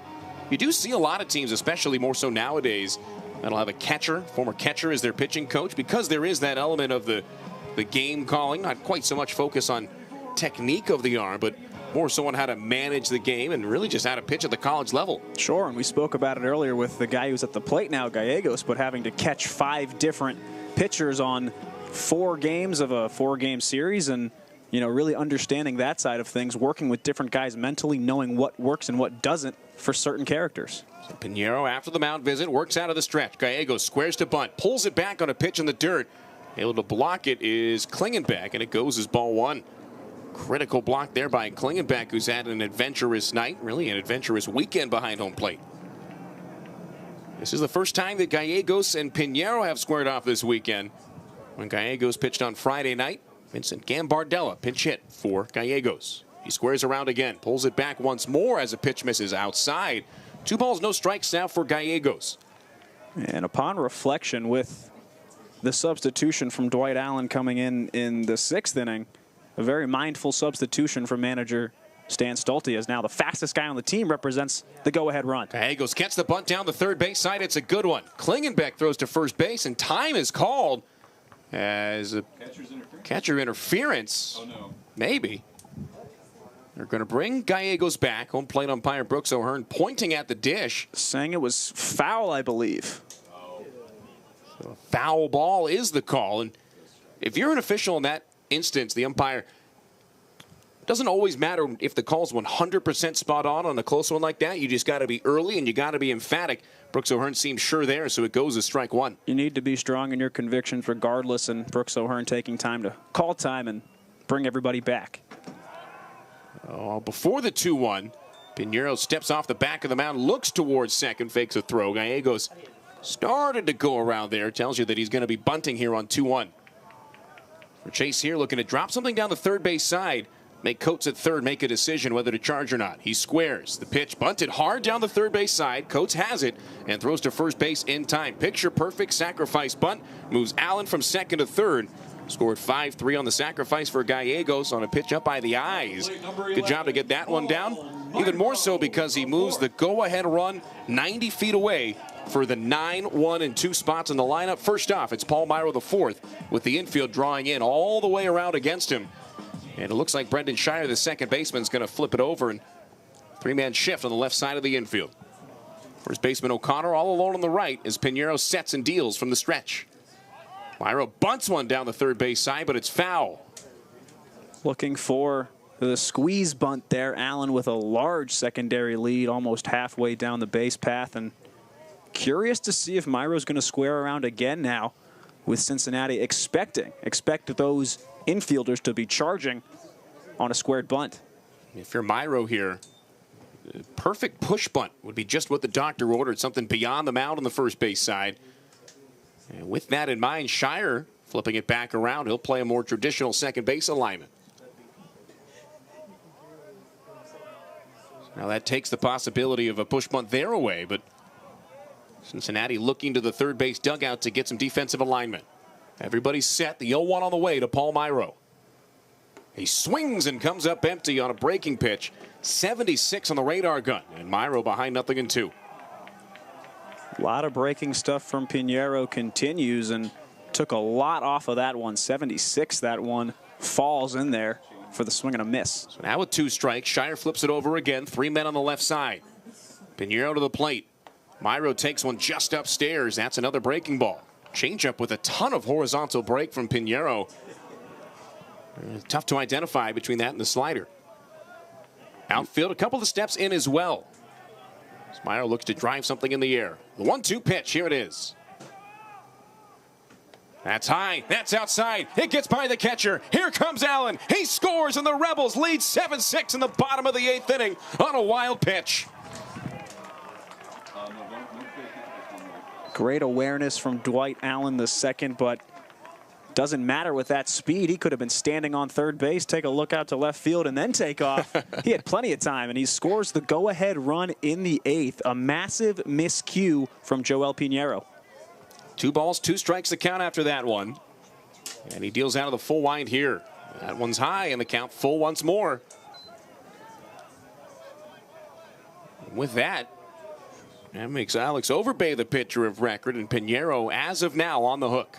Counts full at 3-2. The right-hander deals. Myro rips one down the third base side, but it's foul. Myro got around on that one. Got the meat of the bat on it, but was early. And that one was almost hugging the foul side of the third base bag, extremely close, but you could never tell based on the calm, cool, collected foul call of third base umpire Jeff Hendricks. We'll try it again as Myro calls time and steps out. As Pinheiro takes a deep breath on the hill, he takes the side from Corey Klingenbeck, who sets up over the outer third. Another 3-2. Swung on, fouled straight back. Myro stays alive. Elijah Rodriguez in the on-deck circle. In the top of the 9th for the Bearcats, they'll send the middle of their lineup due up as O'Connor, Sefcik, and Mitchell out of the 4, 5, and 6 spots will be the first 3 up. The 3-2 pitch. Myro hits one high in the air, deep to left field. Sefcik drifting back. He's got to play. Left fielder in front of the warning track makes the catch before backing up onto the warning dirt. And Myro flies out to left to put 2 outs on the board with the bases empty. At the top of the top of the lineup, Elijah Rodriguez gets his 5th plate appearance tonight. And Paul Myro IV with the swing, extremely reminiscent of his at-bat in the 8th inning of yesterday's contest. Got around on one, drove it out to left, but maybe a bit more jammed on this one, and it's a routine play to the left fielder. A multi-hit game already for Elijah Rodriguez. 2 out of 4 with a couple of singles. He's stolen a base and scored a run as well. So he takes that one on the outside, called for a strike at 80. Multiple hit games for Rodriguez, Sheff, Heft, O'Sullivan. That's it so far for the Rebels. He takes this one down. Count goes even at 1. Rebels with some pretty balanced offense top to bottom in the lineup tonight. It was 6 home runs last night. They've done it in a multitude of ways tonight. A swing and a drive left field and into the seats as the count goes 1 ball, 2 strikes to the former Oral Roberts outfielder Elijah Rodriguez. Rodriguez very happy to have 2 base hits on his ledger tonight. Slow start to the series, and checks the swing on a slider down the appeal to third, and yes, he did. Rung up by Jeff Hendricks as Rodriguez set down on strikes for the 2nd time tonight. However, the Rebels take the lead. Dwight Allen doubled and came around to score on a Joel Pinheiro wild pitch. UNLV with a run on a hit. There were no errors and nobody left on in the bottom of the 8th inning. Cincinnati 2 up in the top of the 9th inning. UNLV trying to close it up, leading 7-6. That's February 26th as the Lady Rebels take on the Boise State Broncos. Tip-off is at 6:30 p.m. For tickets, go to UNLVtickets.com right now.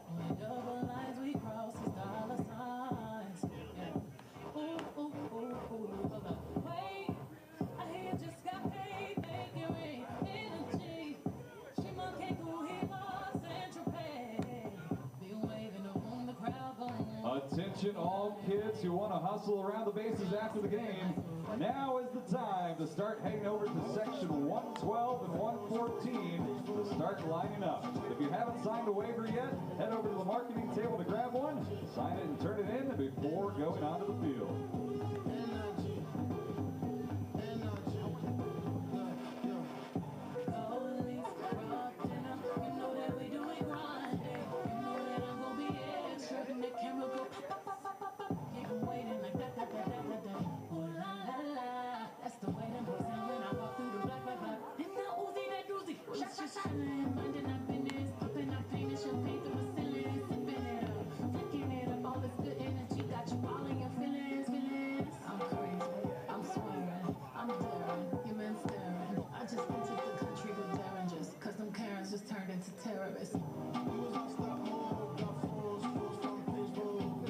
Leading off the top of the ninth for the Bearcats, number 44, Tommy O'Connor. It all comes down to this. Top of the ninth inning, 7-6 UNLV. Dwight Allen coming around to score after doubling on a Joel Pinheiro wild pitch. The difference in this game is that wild pitch. Alex Overbay back out for a second inning of work. Got the final 2 outs of inning number 8. First pitch to Tommy O'Connor, in for a called strike, and we're underway in the final frame. O'Connor has been the toughest out so far tonight outside of the on-deck man Cal Sefcik. Really the 2 top threats due up first and second in the ninth for the Bearcats. O'Connor swings at this one, fouls it off straight back. And the count 0-2. O'Connor 2 out of 4 with a single, a double, a ground out, and a fielder's choice so far this evening. Yeah, you mentioned it. These first 2 batters just pivotal for Alex Overbay to dial in and get some outs. 2 biggest power threats in the Bearcat order. The 0-2 swung on and fouled off once more. Overbay has been excellent so far tonight. He's been phenomenal this year. 9 strikeouts in 5 1/3 innings for the Washington State native. Son of former big leaguer Lyle Overbay, 14-year pro. He was Alex's high school coach at Tumwater High. Another 0-2. And this one in the dirt. O'Connor able to hold up on it for ball number 1. Of course, a lot of people pivotal in anybody's college recruiting process, but Jordan Hansen, one of the main reasons why Alex Overbay ended up choosing UNLV, the 2 former high school teammates in Tumwater. This 1-2 fastball rides up, rides out at 92. 2 balls, 2 strikes from Overbay to O'Connor. Myro, couple steps up the middle at shortstop. Outfield especially deep. Dwight Allen the second, a couple of steps in front of the warning track in center. O'Sullivan hugging the corner at first. Another 2-2. Swing and a miss. He struck him out on the slider, in on the hands. O'Connor down via the K, and that all-important first out of the final inning comes rather easily for Big AO. 21, Cal Sefcik. Love to see that slider be executed for a punch-out pitch on Saturday when Alex Overbay picked up his previous win. Used that slider to strike out Landon Vitterick in the leadoff spot for the second out of that inning. So a great slider from Overbay. Base is empty for Cal Sefcik, who backs out of the way of a slider and goes ahead. 1 ball, no strikes. Sefcik has yet to be retired this evening. 2 singles, a double, and he's been hit by a pitch as well. Second baseman Heft shaded up the middle this time with the righty in the box. Sefcik watches high. 2 balls and no strikes as Overbay falls behind.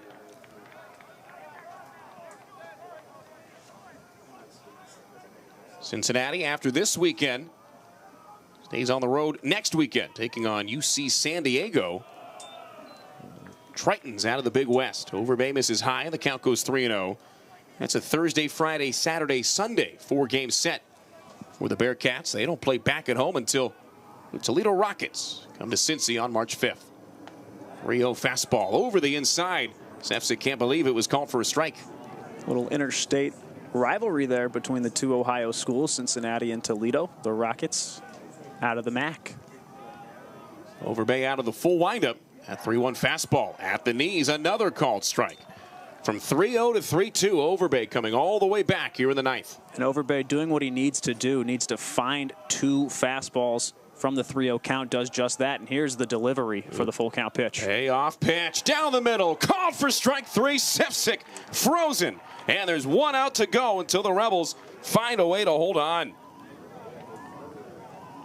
Spectacular job. 3 unanswered fastballs, all found the zone in perfect locations. This one coming in at 92, and Alex Overbay can just pump, Matt. He is special. There's nobody else you'd rather have pitching the 9th inning if you're the Hustlin' Rebels. It's when you ask a batter, your favorite type of pizza? Frozen. Frozen. Base is empty. 2 down for Christian Mitchell. Overbay 1 out away from wrapping this one up. That fastball misses high. Mitchell, who is without a hit tonight, moves ahead, 1 ball, no strikes. Overbay with 3 consecutive strikeouts. Michael Taylor with 4 strikeouts in his 2+ innings. Mitchell watches a fastball just off the outside. Nearly 2 Ks an inning for Overbay thus far. It's only 6 innings, but 11 Ks to 4 walks is a spectacular ratio at this point in the season.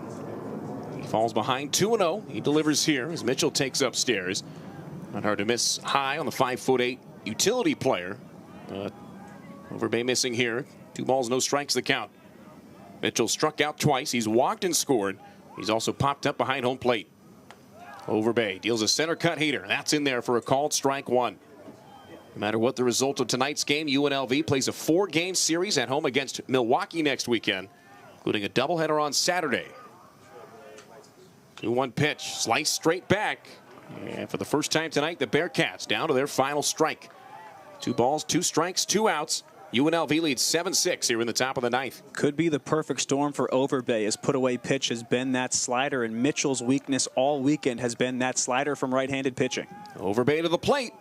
Mitchell swings and misses at strike 3. Overbay K's the side. 4 straight strikeouts to end the game for Alex Overbay. And the Rebels back to 500 at 4-4 on the year, splitting this 4-game series with nationally ranked Cincinnati. A great way to end it. A great series overall to open up the home schedule for the Hustlin' Rebels. It can't be understated how important it was to win this one today, especially after a tough come-from-behind win for the Bearcats and taking 2 out of 4 at home from a nationally ranked program. Gigantic steps for this UNLV Hustlin' Rebels program. Manager Stan Stulte, a masterclass of pitching decisions today, leading them to a 7-6 victory. The Rebels find a way to claw back late. It was the Bearcats yesterday with some late offense. UNLV plating 2 in the 7th, and the pivotal go-ahead run in the 8th inning was enough. Alex Overbay, tremendous tonight. 2 perfect innings, including 4 strikeouts in a row. He gets the win to go to 2-0. Joel Pinheiro takes the loss to drop to 1-1. Cincinnati with 6 runs on 8 hits. They made 2 errors and left 9 runners on base. UNLV, 7 runs, 12 hits, a pair of errors, and 6 runners left on. Overbay the winner, Pinheiro the loser. We played tonight's game in 3 hours. A Gilligan's Island 3-hour tour in front of 577 fans on a Monday night here at Earl E. Wilson Stadium. Rebels go back to 500 at 4-4. Cincinnati drops to 4-3, and these two split the 4-game series. Obviously, lots to improve on for both sides, but for UNLV, you love the fight in a game where they didn't have many of their best arms available. Sure did. They got offense where they needed to, but the pitching the story today, and overall theme, I think if you're the Hustlin' Rebels, you found your stopper. Alex Overbay getting the win, but more importantly, the strikeout stuff on full display, mixing up low 90s fastballs with mid 80s sliders and finding spots. Excellent job by a couple of Hustlin' Rebel relievers. Michael Taylor, would be remiss not to mention him as well. 4 strikeouts in 2+ shutout innings of work. Way to step up if you're the Hustlin' Rebels bullpen. In game 4 of a long series, they were quote-unquote piecemealing this together, but it didn't look like it. A lot of dominant performances out there out of the bullpen. And after Cincinnati won the opening game 6-0, 1-run games each of the next 3 nights. So the Rebels battle-tested here early. They'll take the week off. Returning to action this Friday night, a 6:05 first pitch as UW Milwaukee comes to the Earl for a 4-gamer. 6:05 first pitch Friday, doubleheader Saturday, and then the Sunday series finale at noon. Drew's going to be on the call solo Friday night as the UNLV Runnin' Rebel basketball team takes on the heated rivals from UNR on that evening. I'll be on the call over there. Drew will be here, and Drew, happy birthday tomorrow. Happy 26, man. It's been great calling games with you, although I am jealous you got the walk-off in your first ever solo play-by-play game. Man, I appreciate it. Thanks for the early birthday wishes. And some guys get all the luck on Saturday. I just happened to be the guy. It was a pleasure. Vegas. It was exactly. It was an absolute pleasure to call Mikey Cruz Jr.'s walk-off home run, and super excited to see a Hustlin' Rebel program that I'm very close to take 2 out of 4. Excellent first weekend at home here at the Earl. We're just getting started. Back in action Friday night, 6:05 first pitch. Join us then. For Sports Information Director Jake Rainey and my partner Drew Neverett, I'm Matt Neverett saying thanks so much for tuning in. Back at it later this week. And for Drew and Jake, thanks so much for tuning in.